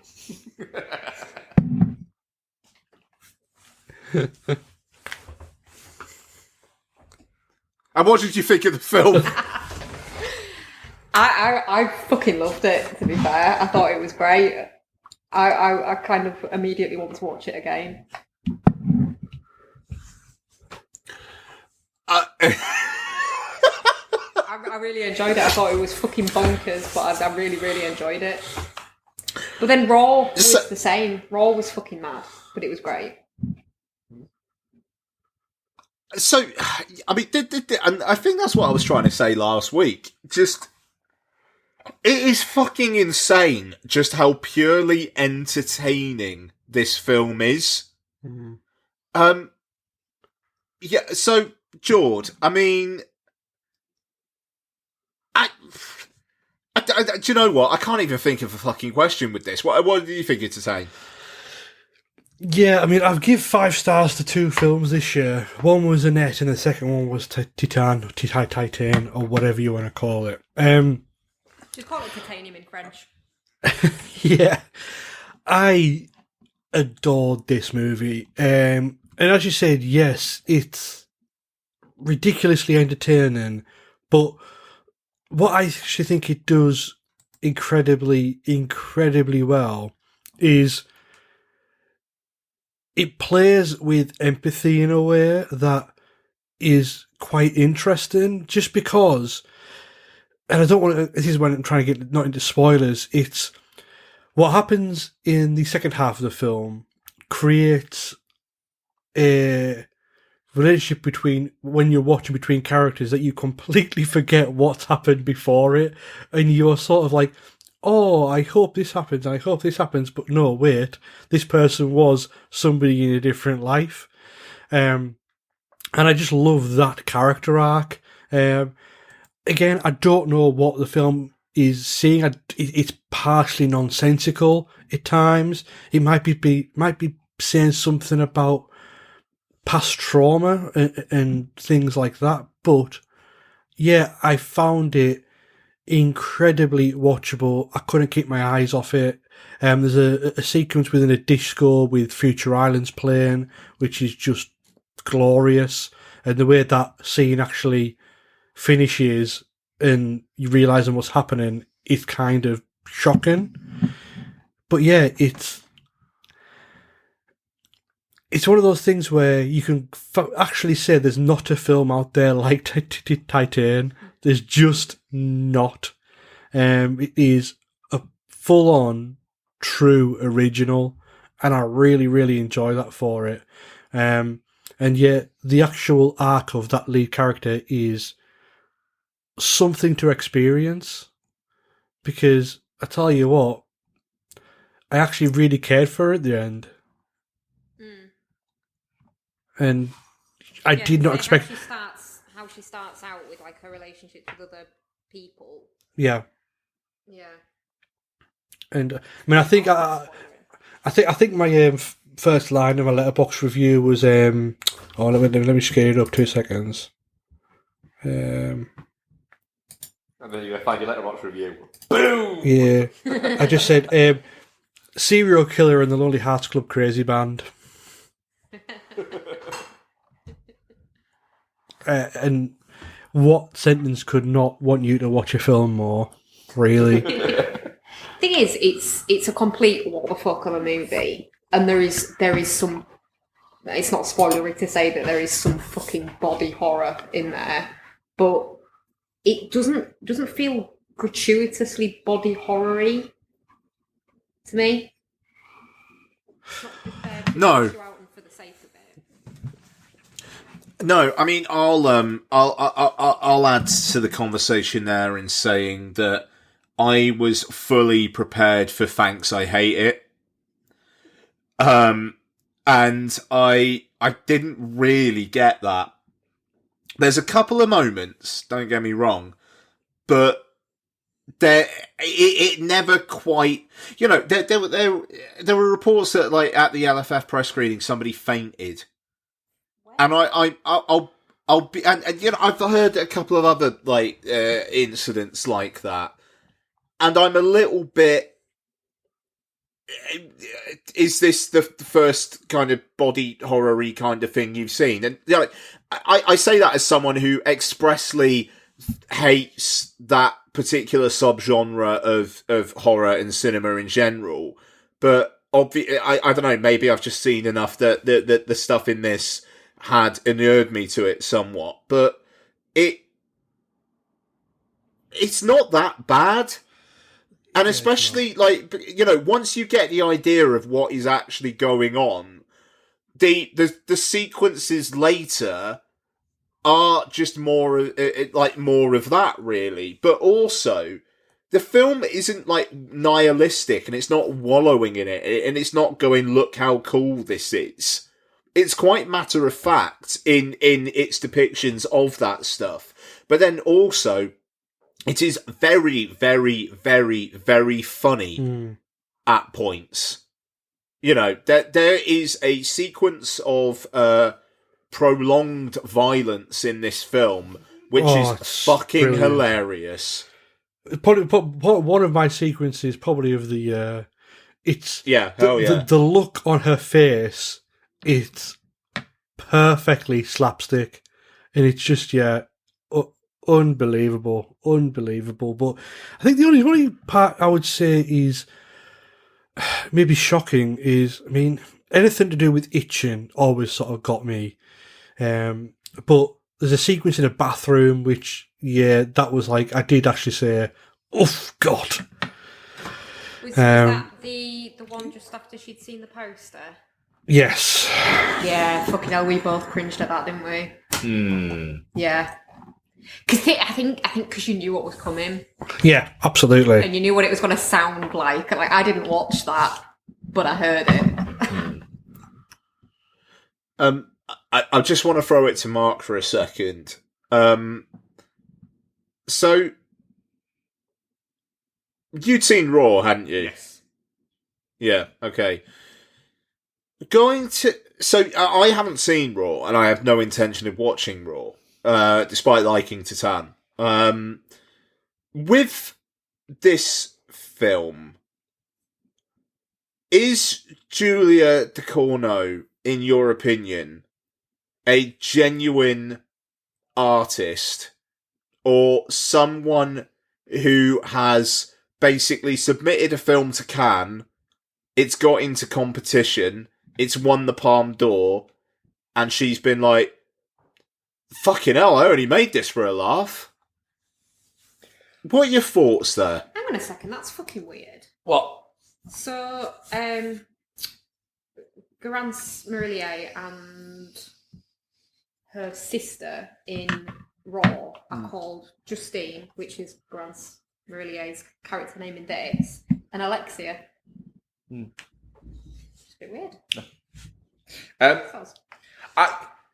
I think yes, but I think she is. She definitely has a vision, but I think that she could end up being one of those filmmakers who, in the next 10 years, will make another 6 films and will sit around and go, I can't believe that the one of my movies that won the Palme d'Or was Titane. I don't think that there is a possibility that she ever thought that it was that was going to win. It is going to be one of the oddities of Palme d'Or winners, in recent years for sure. I think it's a weird one to have won. Yeah. I mean, this is the thing. I know George gave it 5 stars, and absolutely fair play. I don't think I'm there. It sounds like Bex is there. The thing is, I'm going to say 2 movies that I think it reminded me of and gave me vibes of, and they're very, very, very different movies. And they are Spring Breakers and Martin. Okay. Yeah. That is the kind of it's. I don't know why, but it reminded me of both of those movies for some reason. Odd combo. It is an odd combo, but it's an odd. There is a little bit, I think, of whiplash between the 2 halves of the movie. Oh, 100%, yeah. You know, I think that's very intentional that they are that, but they do also still feel part of the same movie. But I think there's a thematic reasoning behind why they are so different. There's a thematic mirroring of what is happening to a character for that. I think it will go, for those who've seen it, it will come as no surprise to say that I much more enjoyed the first half of the movie than I did the second half of the movie. Because you're a horny dog. I enjoyed the mania of it. Yes, the house scene of extended violence there was glorious. I think that George said slapstick. She doesn't take you all the way that Rosamund Pike would, though. To be fair, does she? No, it's not. It's very. Rosamund Pike is just just a fucking great relationship. This is a quickie behind the club kind of fucking vibe. What is it? It is, isn't it? This is. I wonder if the girls' toilets are free. Oh yes, they are. Let's go. It's one of those things, also, because there is a hell of a lot of nudity in this film, but it's very unsexy. Yes, there is. It's like it gives you the sexiness at like the opening bit and goes, "Look at this fucking." There's a. Oh, with the child. What? With the child. The opening. What is it? It gives you the sexiness of the character and goes, "There you go," and then basically goes, "Oh, you like that, dear? Yeah, you're not gonna." And it brings that back at the end in a brilliant way. But it's funny, it's bonkers, it's mad. It's not Prisoners of Ghostland mad, where it's looking at you going, look how weird I am. Look how weird I am. And then you're watching it, and you're watching it going, no, it's not weird. That's your version of weird is dyeing your hair green and going, look how kooky I am. I'm kooky, aren't I? Look at my green hair. Oh, fuck off. And it's that. I really enjoyed it. It's not quite 5 stars for me because I didn't get on with the second half as much as I got on with the first half. But I will agree, it is very, very watchable. I mean, because this is the thing, isn't it? It's like one of those ones where it's like, yeah, seeing it get the Palme d'Or and getting all the 5-star raves and whatnot. It's. And Jord, again, I appreciate you gave it 5 stars. I'm a bit like, I'm not there, but that's absolutely fine. You do you. France having it be their fucking entry for Best International Feature at the Oscars next year. Sure. Good luck. That's great. You know, like, I'm just, that's it. It's almost like I don't want all that adulation getting to the film's head, because I don't necessarily think it's, like, it winning the Palme d'Or is fucking mental. Like, it's just mental, and I love that. And I hope that Ducournau doesn't then follow it up with something which is just super self-serious and up its own arse. You know, like, and from Raw and Titane, I don't think she will. Cool. Great. I mean, that great. That's fine. It is really, really, really fun. It is fucking bonkers that it's done quite as well as it has, but I love to see it. Like, that's Titane, really, for me. Yep. Yeah. I mean, it's definitely not shit. Yeah, hell yeah. Definitely not shit. Yeah. Our audience poll, 60% definitely not shit and 40% shit. I could see that. Polarising, then. Yeah, but I can. Sure. I think that is pretty. That's bang on your money. Yeah, I could see why you wouldn't get on with Oh it. yeah, if absolutely. You're not, yeah. Son lives. Now our Atreides will live. My lord, you gave your word to the witch. And she sees too much. I said I would not harm them, and I shall not. But Arrakis is Arrakis. And the desert takes the weak. My desert. My Arrakis. Why Dune? Right. The sleeper has awakened, I think. Think he's awakened in part 1. But we'll see if he awakens in part 2. I don't think they... Do they say the sleeper is awakened in part 1? Don't think so. No. They'll say it at some point, and I can't wait for them to say it. So, Dune, part 1, is directed by Denis Villeneuve. It stars Timothée Chalamet. It stars Zendaya. Well, it barely stars Zendaya. Rebecca Ferguson, she's in it a lot. So's Oscar Isaac. So's Josh Brolin. As is Jesus Christ. Stellan Skarsgård, Dave Bautista, Stephen McKinley Henderson with his fantastic parasol. Lots of other people. Jason Momoa is in there. So, Dune. Oh, God, where do you start? Right, Paul Atreides, played by Timothée Chalamet, is the chosen one. He is maybe gonna unite the worlds, but he's probably gonna do it through war, because he has to, and that's bad. The House Atreides is told by the unseen Emperor to go to Arrakis and rule it. House Harkonnen is fucked off, but they're going to come back because, do you know what? The Emperor doesn't really like House Atreides, and the Harkonnens are going to destroy them. But Paul Atreides is the chosen one, and so he will have dreams about blue-eyed Zendaya and maybe fucking her at some point, but not because it's a 12A. And there's space bagpipes. There is space bagpipes. So I'm gonna say what I thought first, because I don't feel like I'm gonna add too much to this discussion overall. I think.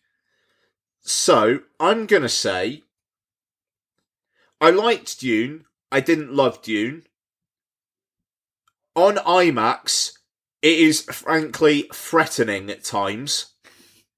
And I thought that was really impressive. The sound in Dune on IMAX, I was a little bit scared at points. It looks incredible. I'm not entirely sure that it justifies its running time, even though it's only telling half a story.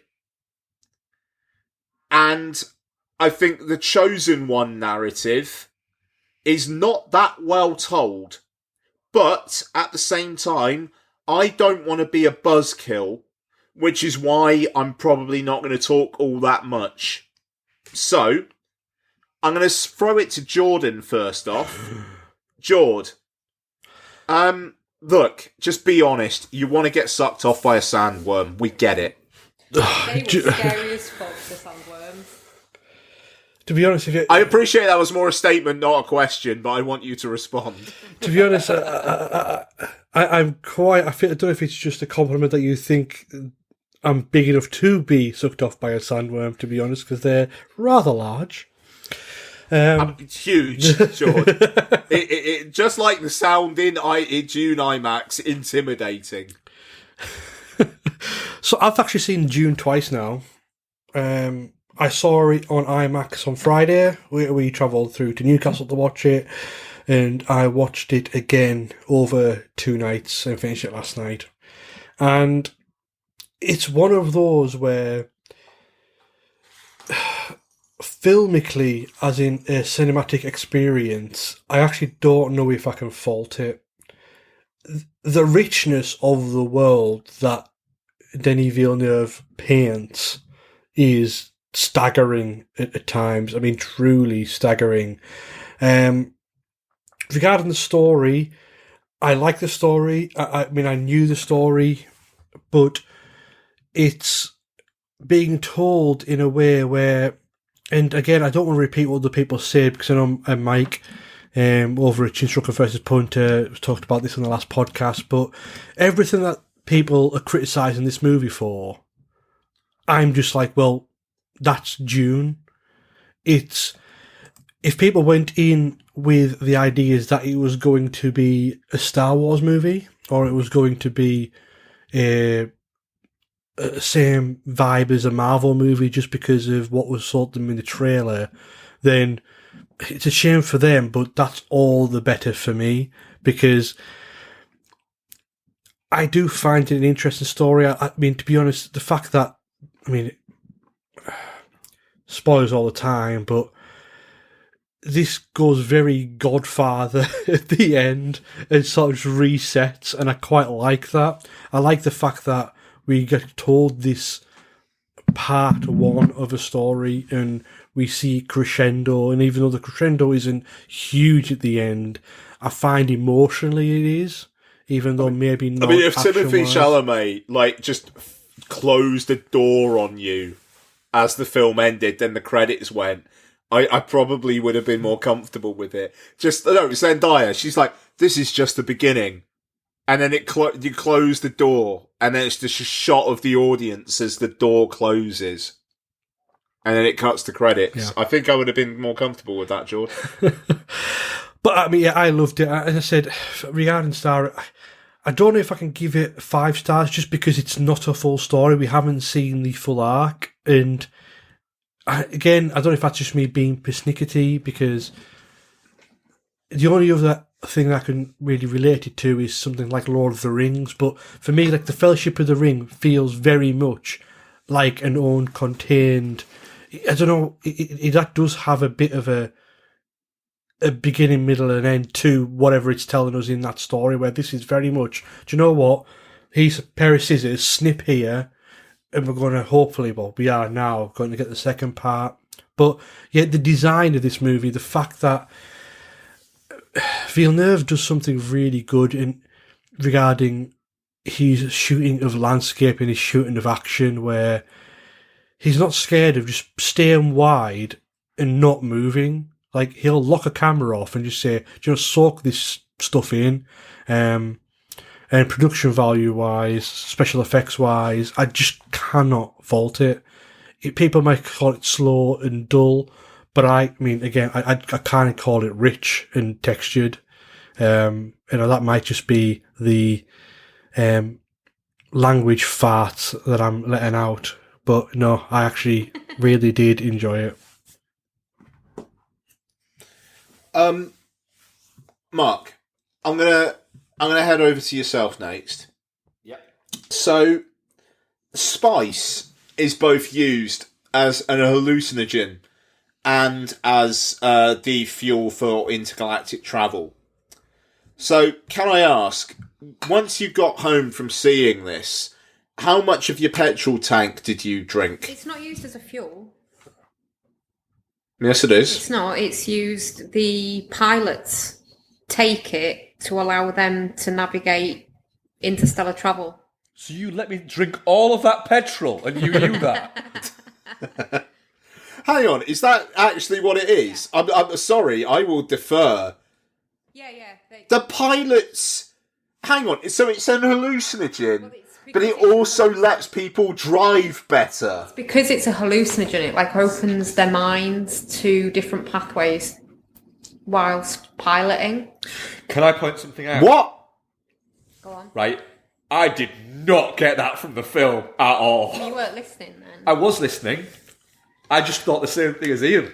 That they just bang it in play? A little bit.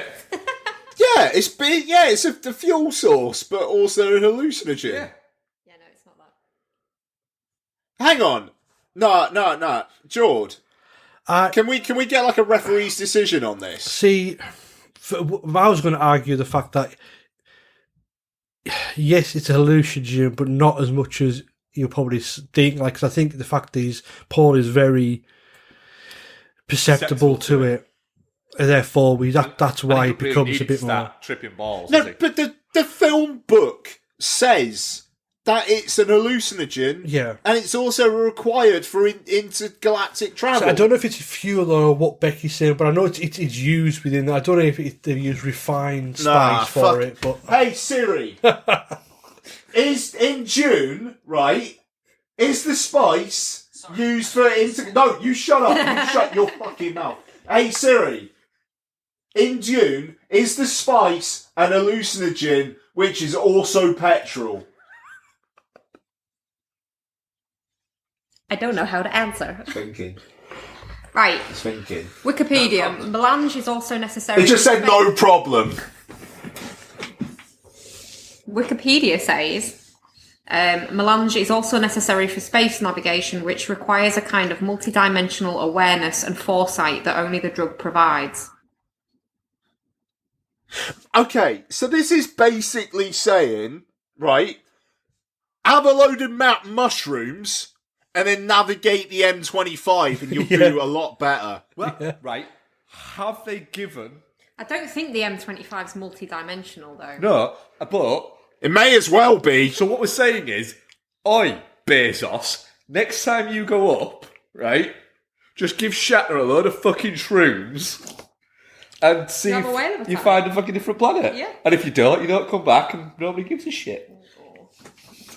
I mean, right. I think people okay, so... Yeah, people give a shit about Shatner. Right, fair enough. Bex, sorry, I know I was talking to Mark, but Bex, right? Did you actually get that from the film, or did you know that beforehand? I got that from the film, but I have read part of the book. I've never made it all the way through the book because it is a tomb or whatever they call it of a book. It is fucking dense, but yeah, I did get it from the film as well. There was dialogue in the film. Okay, fine. It's also as dry as the sands of Arrakis, isn't it? The book. That's very good. So Mark, what? Yeah, Dune. I feel spent, guys. I'll be honest. We're not nearly done, but Dune, Mark. I mean, visually, it's. I think, like George said, filmmaking. It's spectacular. It looks magnificent. I think all of the performances are very good. It's dealing with again. I have read Dune, but a long time ago. All the way through. All the way through, yes. It's incredibly, like you say, dense, and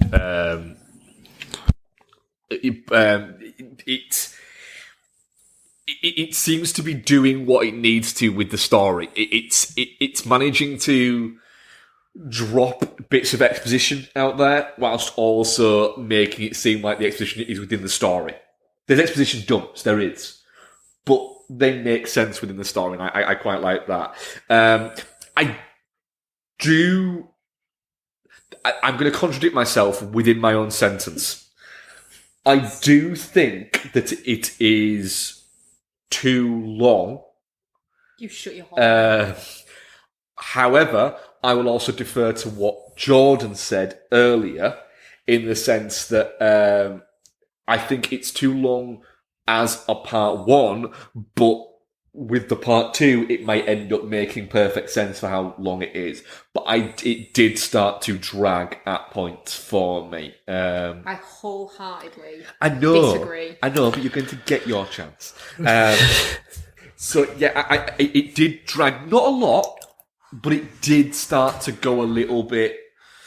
Okay, is this? There was a few points where I thought, all right, this is the end. This is interesting.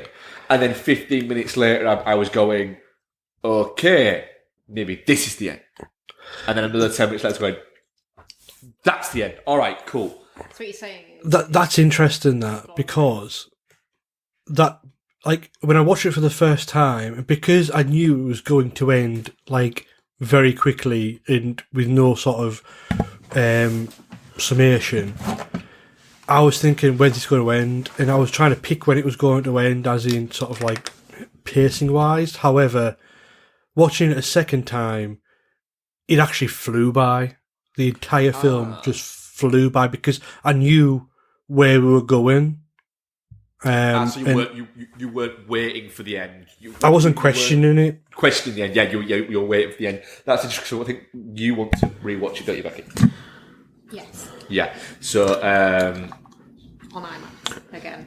Well, we will get stare to that. up and mouthed at it for the entire runtime, like I did this time. Yes. So, can I ask, Bex? Yeah.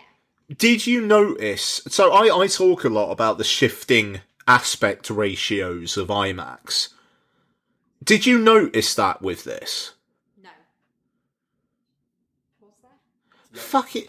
Is it just me? No, I noticed it, yeah. I noticed it. It's like, because it is fucking incredible. Like, the sheer all-encompassing fucking, like we were talking about with the French Dispatch earlier on about, like, world building, but the sheer fucking force of, here's fucking Arrakis during those IMAX bits. It's fucking incredible. I mean, but sorry, like, Bex, that's cool. I'm fucking, like, open-mouthed. That's such a fucking good way of phrasing it. Like, you were into it that much? I absolutely loved it. It felt like, I said to you when we came out, didn't I? I felt like people who watched the first Star Wars must have felt when they came out of the cinema. Like it was something special and important and big and just awe-inspiring. I absolutely fucking adored it. I said to Mark when we came out, I think that's the closest thing to perfection you can get on a big screen without being Blade Runner. I think it's a scale. They manage the scale so well, and again, that's I think to do with the fact that Villeneuve likes his wide shots, but the fact that you get the sense of how big these machines are and how big the world is like, for example, the opening shot of the it's sort of like like a big worm spaceship in space, and you see a tiny little ship coming out of it, which is the Space Guild, and they're coming to say basically to Leto, Oscar Isaac, will you take Thing of Arrakis? And they come down in that huge like circular pod, but then you realise that that tiny little thing is that huge, and just how incredibly Worms as well. Like with the first one, when it munches down the Spice Harvester. Yeah. And that the Spice Harvester's fucking huge, and then this huge thing opens its mouth and eats it, and it's tiny. And like you say, just the scale of it is it's really well done. I think sometimes with things like that, things will be like disproportionate, and you're like, well, that doesn't work size wise. Like, I know you mentioned it already, but like with the Lord of the Rings and stuff, like with the hobbits changing size all the time and stuff, it's easy to get wrong. Whereas this, I think it just does it so perfectly. It's like when the Harkonnens come and attack Arrakis, the first explosion that comes down is ginormous. It just lights up everything, and then it's even the design of the sort of the digging bombs as it digs through the shield, explodes, but the explosion is actually contained within the shield before it breaks. It's just little tiny things like that make such a difference, and something different visually. Yeah.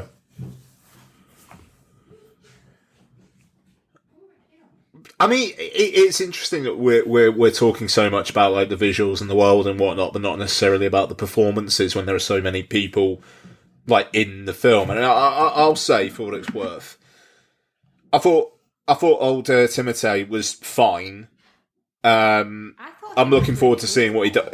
I thought, from having read like some of the book at least, I think he feels like Paul's meant to feel. Like he's not supposed to be kind of like his dad, basically. He's supposed to be a bit more kind of introspective and more like his mother and the Bene Gesserit, having those qualities that she's kind of trained him in. And I think the film gets that across really well.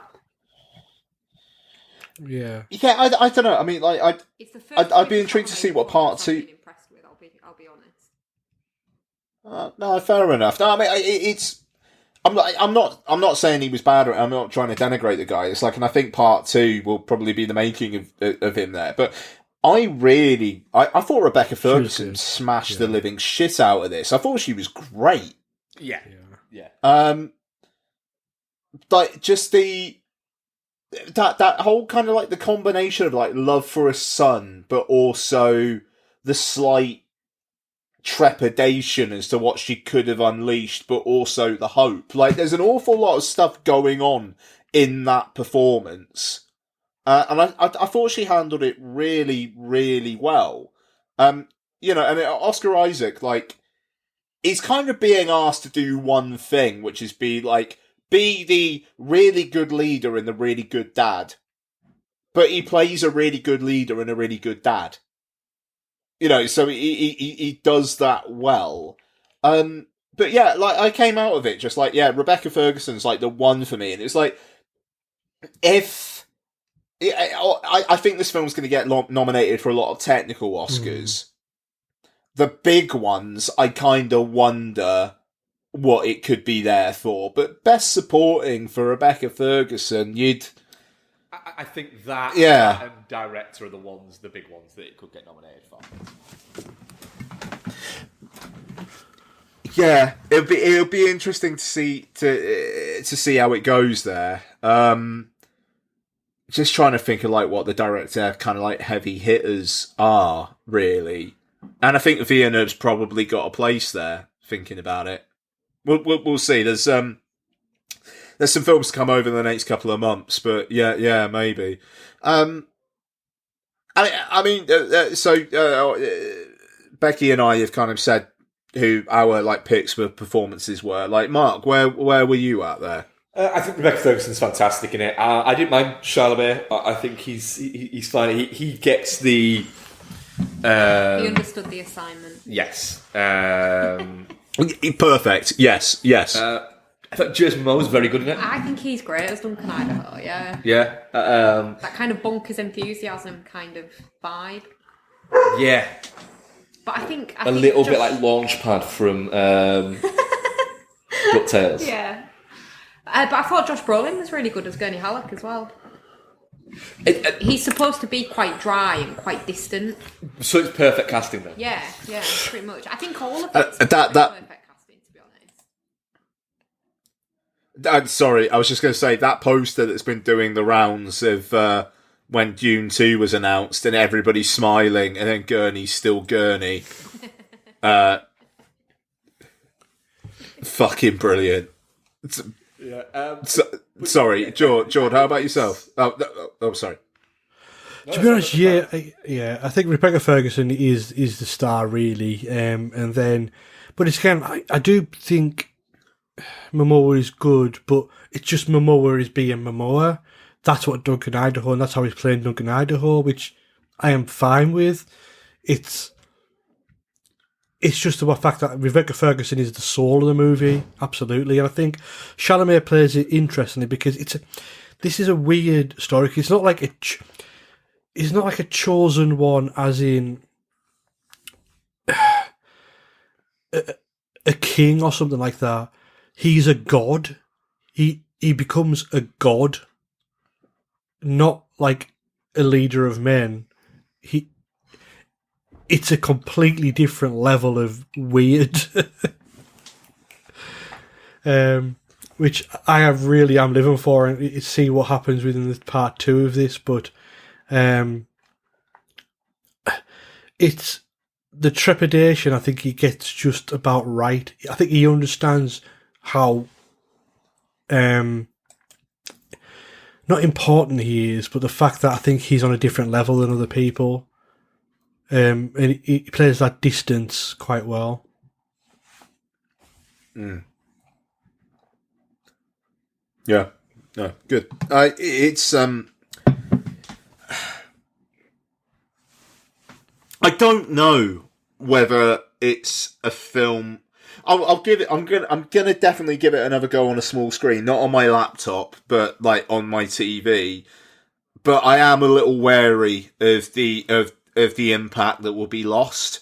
I was slightly reminded by Avatar. I think it's a better film than Avatar, and I'm not gonna poop on it the way that I have done with Avatar in the past. It is a better film than that, but I am a little bit wary of how much magic will be lost for myself. I'm glad it wasn't for Jord, I must say, but I do miss. I can't wait to watch it again, even on a small screen, but with the ratio shifts. That's probably key for me. Yeah. Anyone got more to say on Dune, or? I'm looking forward to rewatching it. Yeah, and actually, it's saying that one thing I think in it the right does well, circumstance. Yeah. Well, one thing I think it does well is it gives you just enough. Like, for example, you've got the Mentat at the beginning, the guy who puts his eyes in the back of his head and sort of does calculations. Like, he's something, but you don't really understand why and where and what. It gives you enough that intrigues you, and if you want to go off and do a bit of research or whatever, then you can. I think it gives you that nice introduction to the world and its people and the religions and the beliefs and everything like that. But I actually do think it's a good advertisement that for the book of saying, right, if you really love this world, then get the book and read it. Because I say what I'm doing now is I'm reading through the book again now, but I'm doing something very cheating. I'm actually reading the book whilst listening to the audio book at the same time, so therefore my mind doesn't wander. Fucking hell, George. Sorry. That's some 4D shit. So I'm just literally following it whilst being read, which is very lazy of me, but again, it's quite a dense book, and I don't find the story dense. But I just find the fact that you have a lot of Muad'Dib or like different names. It's like a single thing will have 3 different names, and you're following all that sort of things, which I find quite difficult to follow. You need to insert a HomePod Mini up your ass that's doing the score. Yes. So it's like you're reading it, you've got that in your ears, and then just coming out of your little pooper, you've just got like at the same time. I actually quite like the throat singing in this as well. The when you get to the prison planet.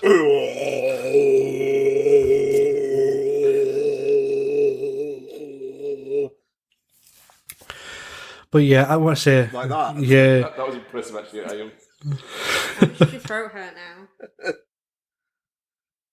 No, it was quite nice. I know. I think it's one of those things that I think I will enjoy more and more as I watch it. And I think again, it's one of those things where I don't do half stars, but it's a 4-star movie. But after the part 2 comes out and we see the whole thing, then the entire piece could just be to be honest, it could be one of the strongest sci-fi experiences, like cinematically, that there could be. I think it's in the perfect hands for it as well.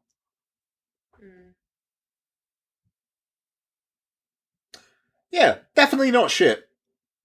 Oh, no, absolutely, definitely, yeah. Our audience poll. Do you not want to know mine? I think we all know yours. It's full Fallout. Is it full Fallout? Yeah. Wow, really? It's my Fallout for the year. I don't think anything's going to top it, so... Wow. Never was expecting a Fallout. Fucking Fallout, baby. Definitely not shit, 74%. Touching cloth, 21%. And shit, 5%. Aww. They're just really committed to the David Lynch one. I mean, the Lynch one is... It's got sting. Like, not that far away from this, to be fair. It's like the first hour of the Lynch one, it broadly plays the same beats as this, just with over 2.5 hours. It really does. Like, I watched the Lynch one a couple months back, and it's... The beats are there. It's just like the second part feels like in the Lynch one it's on extreme fast forward. It's been a while since I've watched the Lynch one. I think I might rewatch it at some point very soon. Yeah, it's fucking fascinating film, that. George, do you want to hang around or do you want to take your leave? What do you want to do, bud?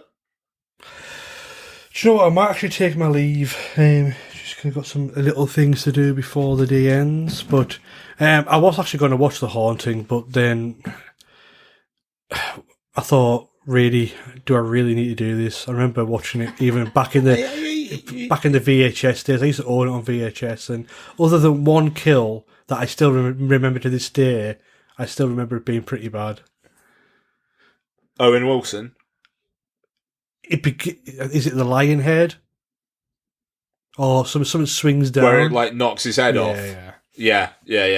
But other than that, that's my real main memory. Some may say it's the only memorable part of the entire fucking film, George. Well, there we are. It's been a good 15, 16 years since I've seen it, so it still lasts. You got do you wanna plug away, George? A To be honest, not so much. I mean, yes, his film, her movie, but we haven't recorded in like 3 months. We still need to get back into it.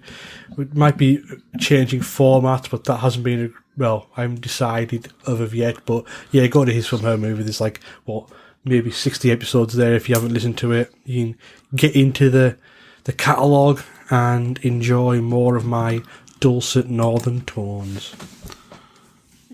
Fucking right. Thank you ever so much for coming on, Jord. Nice one, dude. No worries. Thank you for having me. Ta-ra. Always a pleasure. Pleasure. Bye, bud. Should we do... Oh, my God. We need to do some what we've been watching.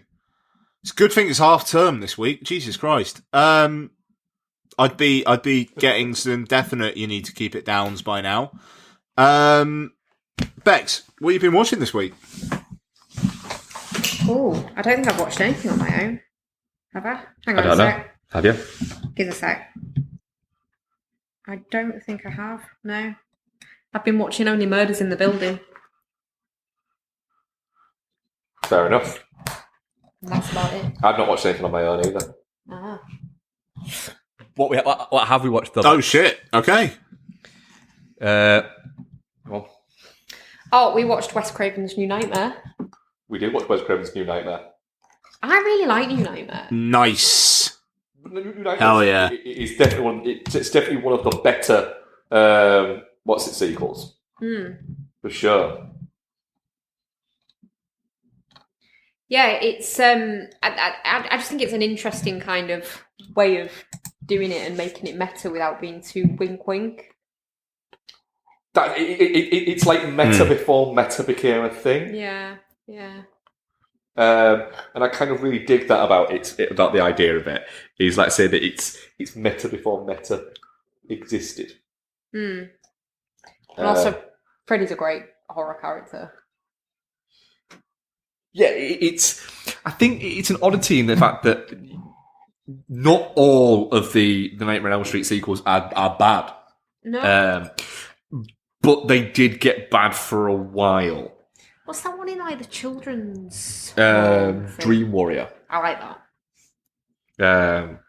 Yeah, so Dream Warrior's decent. What else did we watch? We also watched the 1993 Alicia Silverstone and Carrie Elwes film, The Crush. Yeah. Nice.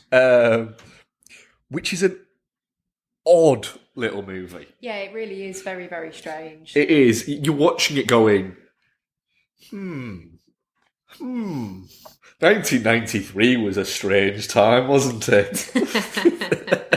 Because you would not get away with this now. Oh, God, no. No. She's basically Cher if Cher was fucking bonkers, though she plays it in the same way. Cher? Yeah, that's what she's called in Clueless. Oh, from Clueless, they're Cher. So, two things. One, Cher is pretty bonkers. Secondly, what? She can't turn back time, Mark. Jesus. But yeah, like when she's like Cher's smart sister. Yeah. There is an element to that, but it's more the constant fucking shots of her in a bikini and stuff when it's a 17-year-old Alicia Silverstone. They're a little bit leery. She's in a bikini.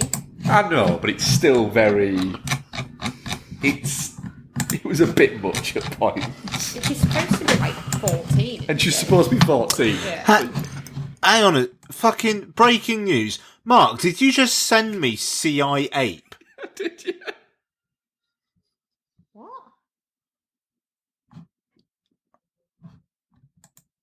Well, yes, I will redeem it.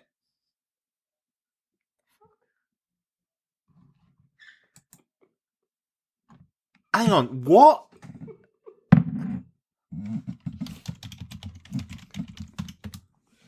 Let me just... CI Ape,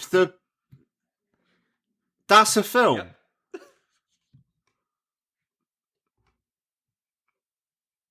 What? Yeah, redeem it. Right, okay. Do I need to watch CIA? No.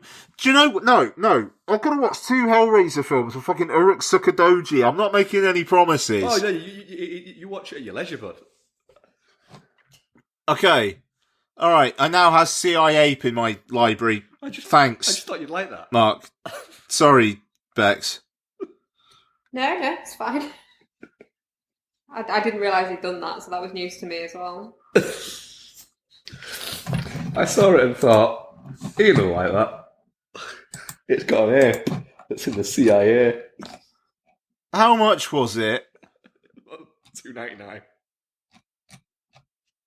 $2.99. All right, that's good. I'm happy with the $2.99 I just spent. Yeah. I'm happy with the fact that at some point Ian's going to watch that and go and then be like, what? In the world of espionage, dangerous missions require an agent with a unique set of skills, one that possesses unparalleled bravery and an ability to melt even the most villainous hearts. This can only be a job for CIA. The first ever chimpanzee joins law enforcement at the highest level of the CIA. Right, question on that sentence. The first ever chimpanzee joins law enforcement at the highest level of the CIA. Surely it should be the first ever chimpanzee to join any kind of law enforcement joins at the highest level. This makes it sound like the first chimpanzee ever born also finds itself working for the CIA. Anyway, when a criminal plot is discovered, the CIA quickly turns to their newest operative, CIA, to foil the plot from the inside. With the Council of Crime's recent advancements of a high-tech weapon, CIA and his expert team launch a strategic high-tech plan to fight evil. CIA and team use their unique skill set to destroy the nefarious weapon, but in the process uncover collateral damage in the form of a lonely girl. CIA hatches a dangerous plan to rescue the girl and proves that friendship prevails above all when dealing with espionage of the heart. Right. I just need to unpack that incredibly... Right. So in the process, uncover collateral damage in the form of a lonely girl, and then CIA hatches a dangerous plan to rescue the girl.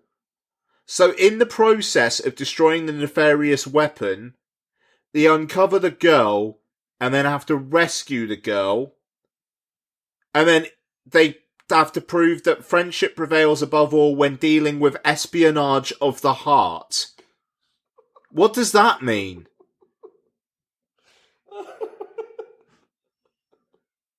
Oh, this is exactly what I wanted to happen. I mean, right. This stars Sophia Alonghi, Angel Rosario, and Madeline Kientz, and is directed by Ali Zamani. None of those names are real.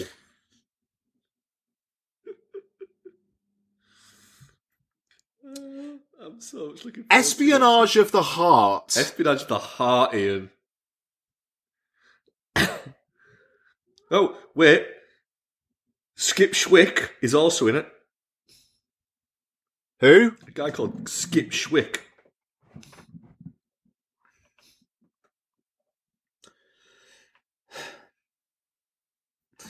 Bex, carry on. I can't remember where I was. Crush is fun. Crush is fun. Cool. That's great. I'm sorry. It's alright. It's Mark's fault, really. It is my fault. Sorry about that. Yeah, Crush is fun. It's a lot of fun. That's it for what we watched this week, because we also watched like 2 Hellraiser movies and The Haunting. So, I mean, I'm already in this state of mind. So, the Boss Baby 2 family business.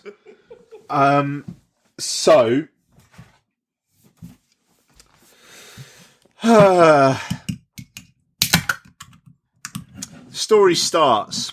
Tobey Maguire has been replaced by James Marsden. And even though the Boss Baby, where they were kids, seemed to take place like now, Tim and Alec Baldwin's character are now older, and Tim's got a couple of kids and a family. So this is either 20 years in the future, or The Boss Baby 1 was 20 years in the past, but neither make any sense. So there is more questions then. So, right. Tim and the Boss Baby, whose name I forget, have grown apart. Tim's kid, Tina, well, the little kid, he has an older kid, is also a Boss Baby. She has to get Tim to be friends with the Boss Baby again, because they are both needed to uncover the nefarious dealings of an educator, voiced by Jeff Goldblum, who seems to be turning kids against parents. Full spoilers for The Boss Baby 2 Family Business coming up. So the educator turns out to not be an educator, but is actually also a baby, voiced by Jeff Goldblum, in a man suit, who runs a series of schools around the world, and in them also has babies who, in the same principle that if you give monkeys typewriters long enough, they will write Shakespeare, these babies write code for so long that they create an app which, if parents take a photo using the app, will fall under the control of Jeff Goldblum's baby, and that baby will then take over the world. Okay. That's The Boss Baby 2.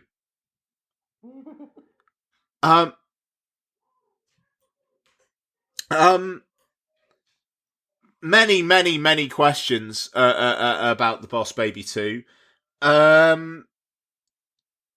Didn't hate it. It's like an hour and 45 minutes, and this film in no way on God's green earth needs to be an hour and 45 minutes. The first one was quite long as well, but this one felt real long. Weirdly, the new baby is not that much of a part of it. Like, literally, they don't get to go on many of the set piece bits, which is odd. Yeah. There is a joke in it about how Alec Baldwin's character, one of his greatest fears is being shot. Which is rough. But there is also a fantastic bit where James Marsden's character's wife is outside of the room and hears Alec Baldwin and James Marsden going, "You suck it. No, you suck it. No, you suck it. No, you suck it." And instead of like bursting into the room and going, "Right, who's sucking what?" says to her kids, "Right, I think we need to leave. Daddy's got something to work out here." Or something like that. And it's a little bit, is there actually a joke about James Marsden and Alec Baldwin, they're like, seeming like they want to suck each other off, or are forcing each other to suck each other's dicks? The Boss Baby Family Business is a fascinating film. And also a very, very ordinary film. But Jeff Goldblum plays a really smart baby who is making other babies code. And is doing it in a completely Jeff Goldblum way, and that's actually relatively worth watching. Didn't hate it, 3 stars. Boss Baby Family Business. Is there going to be another one? I mean, literally at the end of it, Lottie turned to me and said, well, there's going to be another one, isn't there? And I can't wait. So, a couple others. I watched The Life Aquatic with Steve Zissou. That film fucking rules. Anyone who hates that film doesn't like Joy. Fuck you, those people. I also watched Step Brothers. The same applies.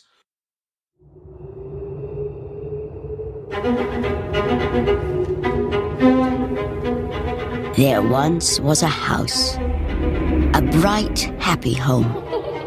Something bad happened. Now it sits all alone. Is this where you're going? That's Hill House. It's perfect, isn't it? You all suffer from sleep disorders. My job is to find out why. What's the deal with the Addams family mansion? I gotta be honest, I don't get a real strong sleep vibe from this place. Don't you love it here? This is so twisted. Calling it an insomnia study allows me to create a highly suggestive environment to observe the dynamics of fear. You don't tell the rats they're actually in a maze. I just think Dr. Marrow's up to something. Have you ever kept something to yourself because you were afraid? All the time. I'm sorry. You scared the...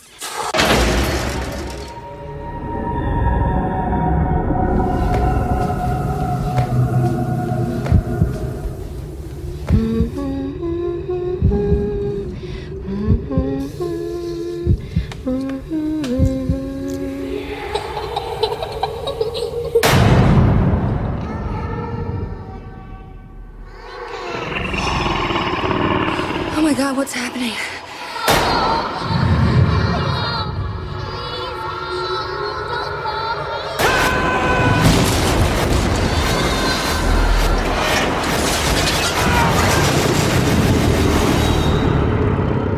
None of this is real. Oh, it is real.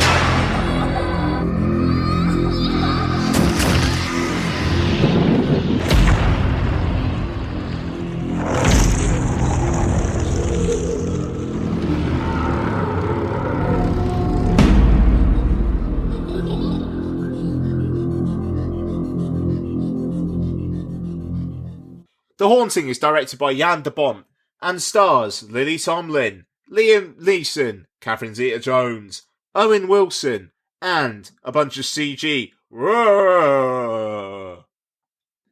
Bex, I stopped you talking about this last week because I said let's do a retro review. Can I ask you, why am I such a prick?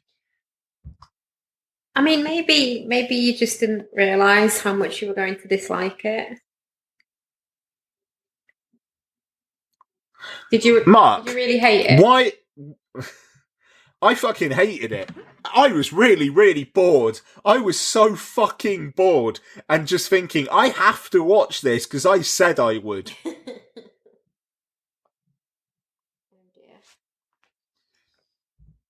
Mark, I'm not going to watch a Ruksuka Doji. Or at least I am, and I'm going to hate myself. Yep. And me. More a statement than a question. How was The Haunting? The problem I think I have with The Haunting is that it's the entire cast either before they became interesting or after they were interesting. So it's Liam Neeson when he was still playing soft-spoken, dashing professors before he became badass Liam Neeson. It's Catherine Zeta-Jones at the peak of her, oh, look at me, aren't I charismatic and wonderful and everybody thinks I'm fantastic, when everyone was going, no. It's Owen Wilson kind of before he became funny. I think he's good in there. But he's sweet. He's sweet and he's not quite playing, he's not found the Owen Wilsoniness No. of it yet. He does do a couple. Wow. He does do that, but it's It's not quite post Zoolander Owen Wilson. No. Where he kind of did find, that where he could be Owen Wilson in things rather than being having to essentially play the character that is written on the page. So yeah, it's the thing is you.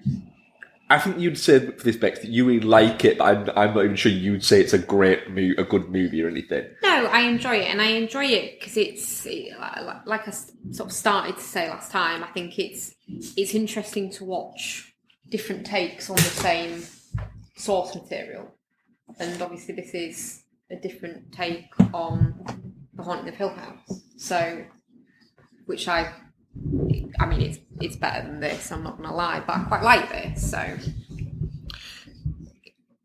Yeah, whereas I don't mind watching it because I can kind of let it just kind of drift over me, is what I would say. Yeah.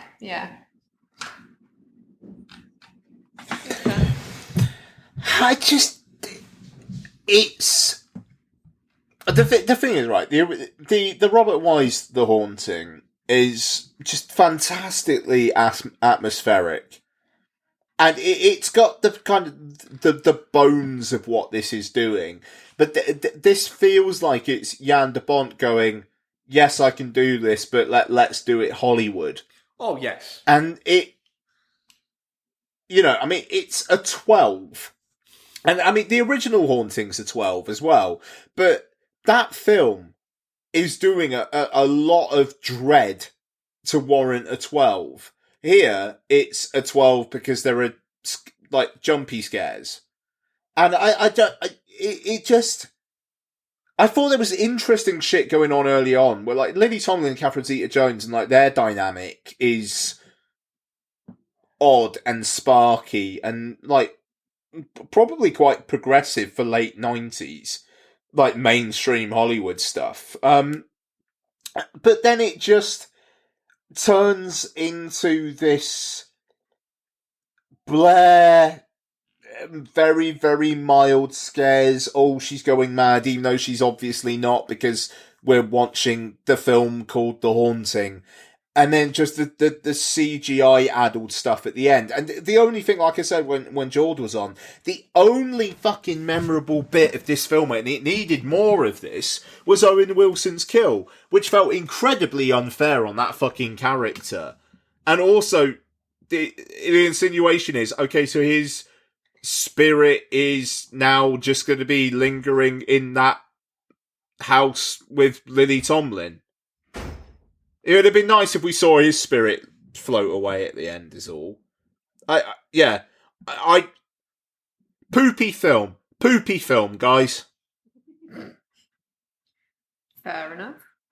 I'm not going to disagree with it because it is a bit pants. Yeah, it's not great. But it's not shit.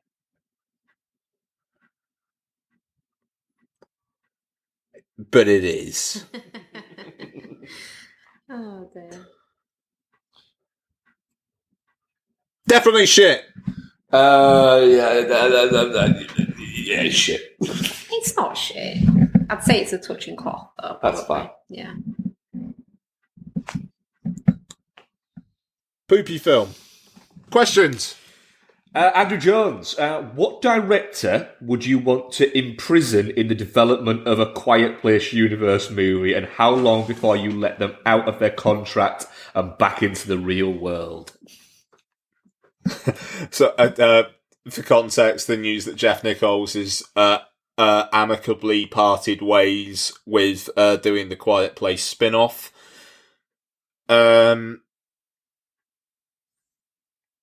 I don't think I hate a director that much. Yeah, I was thinking about this. And the thing is, I don't think I hate a director enough. And the ones that I do, I just don't care about enough for them to muzzle them, to be honest. I think I'd just be very much like, do you know what? I don't have to watch their movies, so I just won't. Mm. But if other people do, fair enough. That's kind of where I am with it, which feels a bit like a cop-out. So I'm going to say... what's that fucking prick? I don't like. Wes Anderson. No. I really don't like. It did the terrible Total Recall remake. Oh, Len Wiseman. Yeah, that's the answer. But he hasn't. It doesn't seem like he's done anything in fucking ages. No, that's the thing. Let's hope that's because he's currently trying to develop a Quiet Place movie.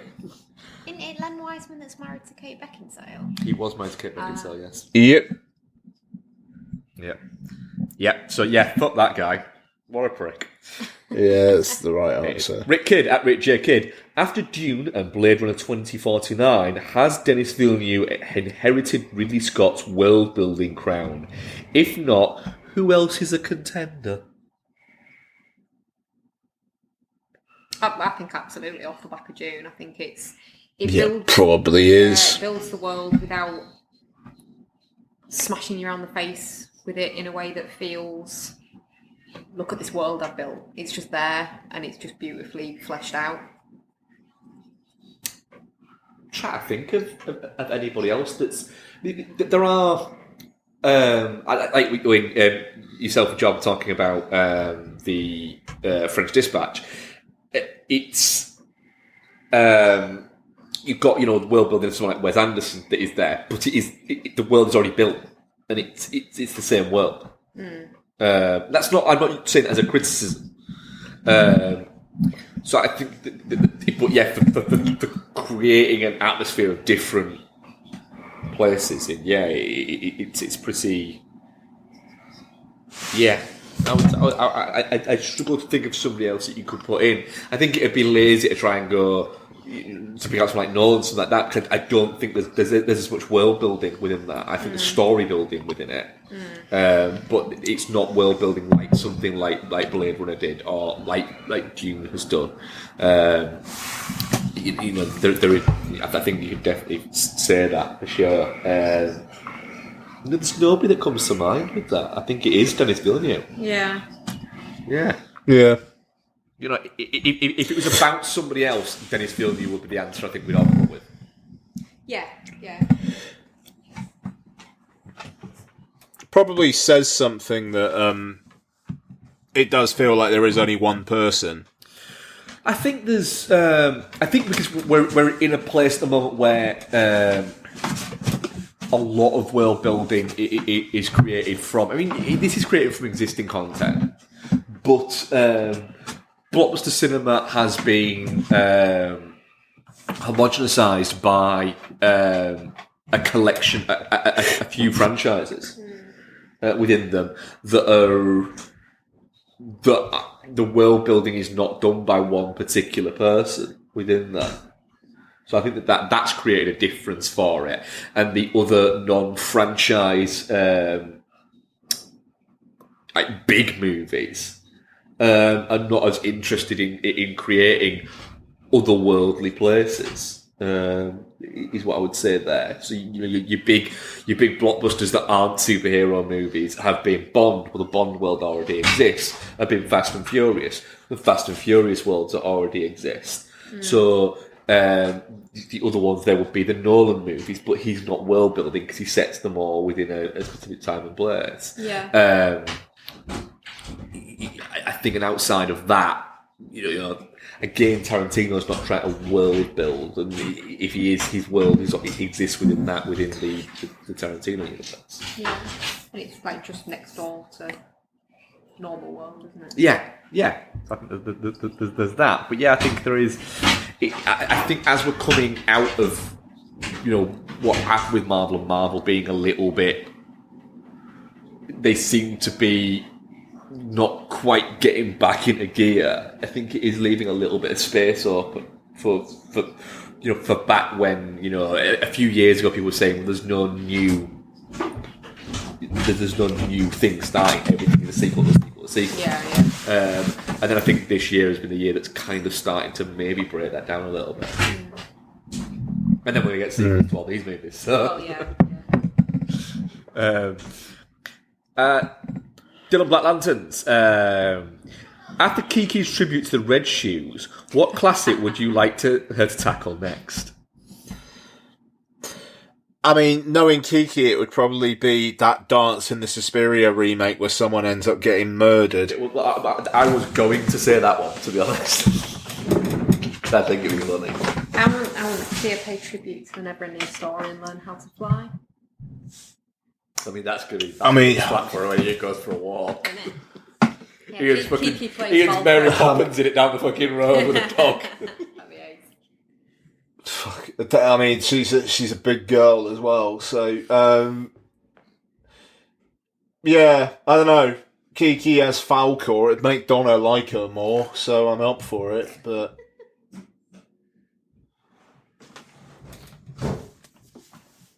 anyway, sorry, that was a weird note on which is that it for Twitter questions? Twitter questions, yeah. What are we covering next week, Ian? So next week we're covering Urotsukidoji. How long is it? It's really short. It's only like 2 hours 40, I think. It's not really. How long is it? I'm fairly certain it's under 2 hours. Great. So we're going to be doing that. We're also going to be talking about Last Night in Soho. I believe we will also be talking about Antlers. I believe we will. So, yeah, Last Night in Soho is a defo. And Antlers, hopefully. Great sign of support by cinema exhibitors with that film, where it seems like you basically can't see it before like 6 o'clock in the evening anywhere for a new release. So that will be good.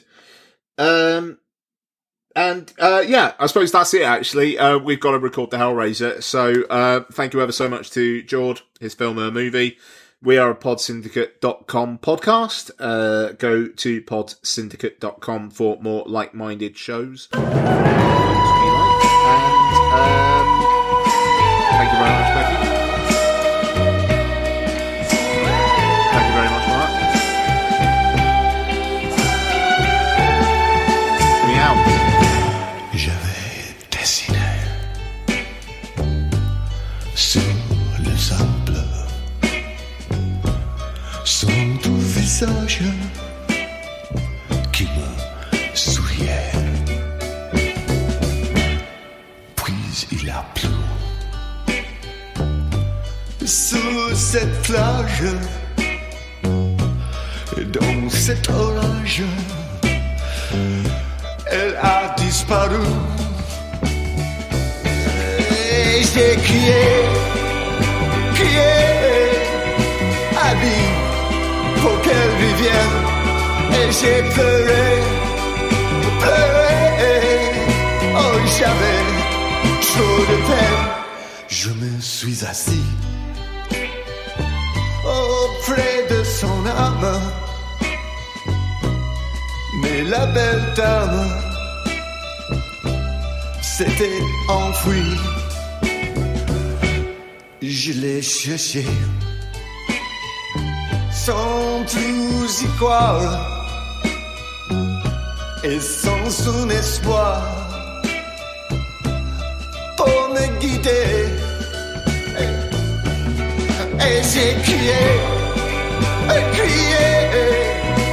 Ali, pour qu'elle revienne. Et j'ai pleuré.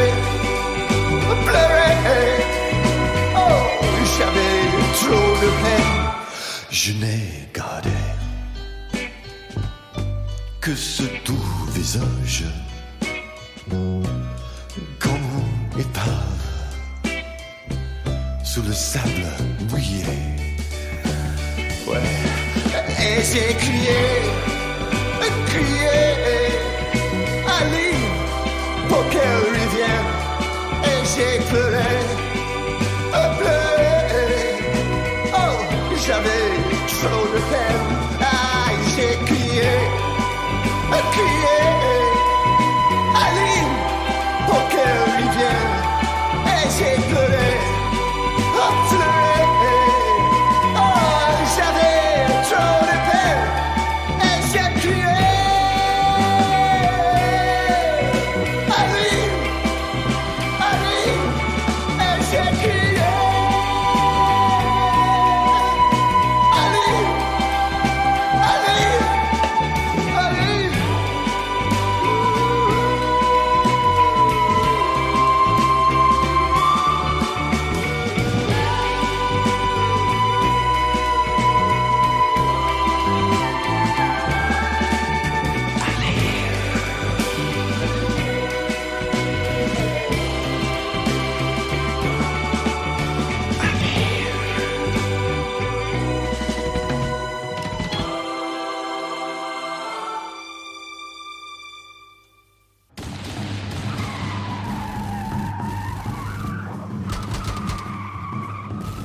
This podcast is part of the Pod Syndicate family. For more criminally compelling shows, articles, and conversations, head to wearepodsyndicate.com.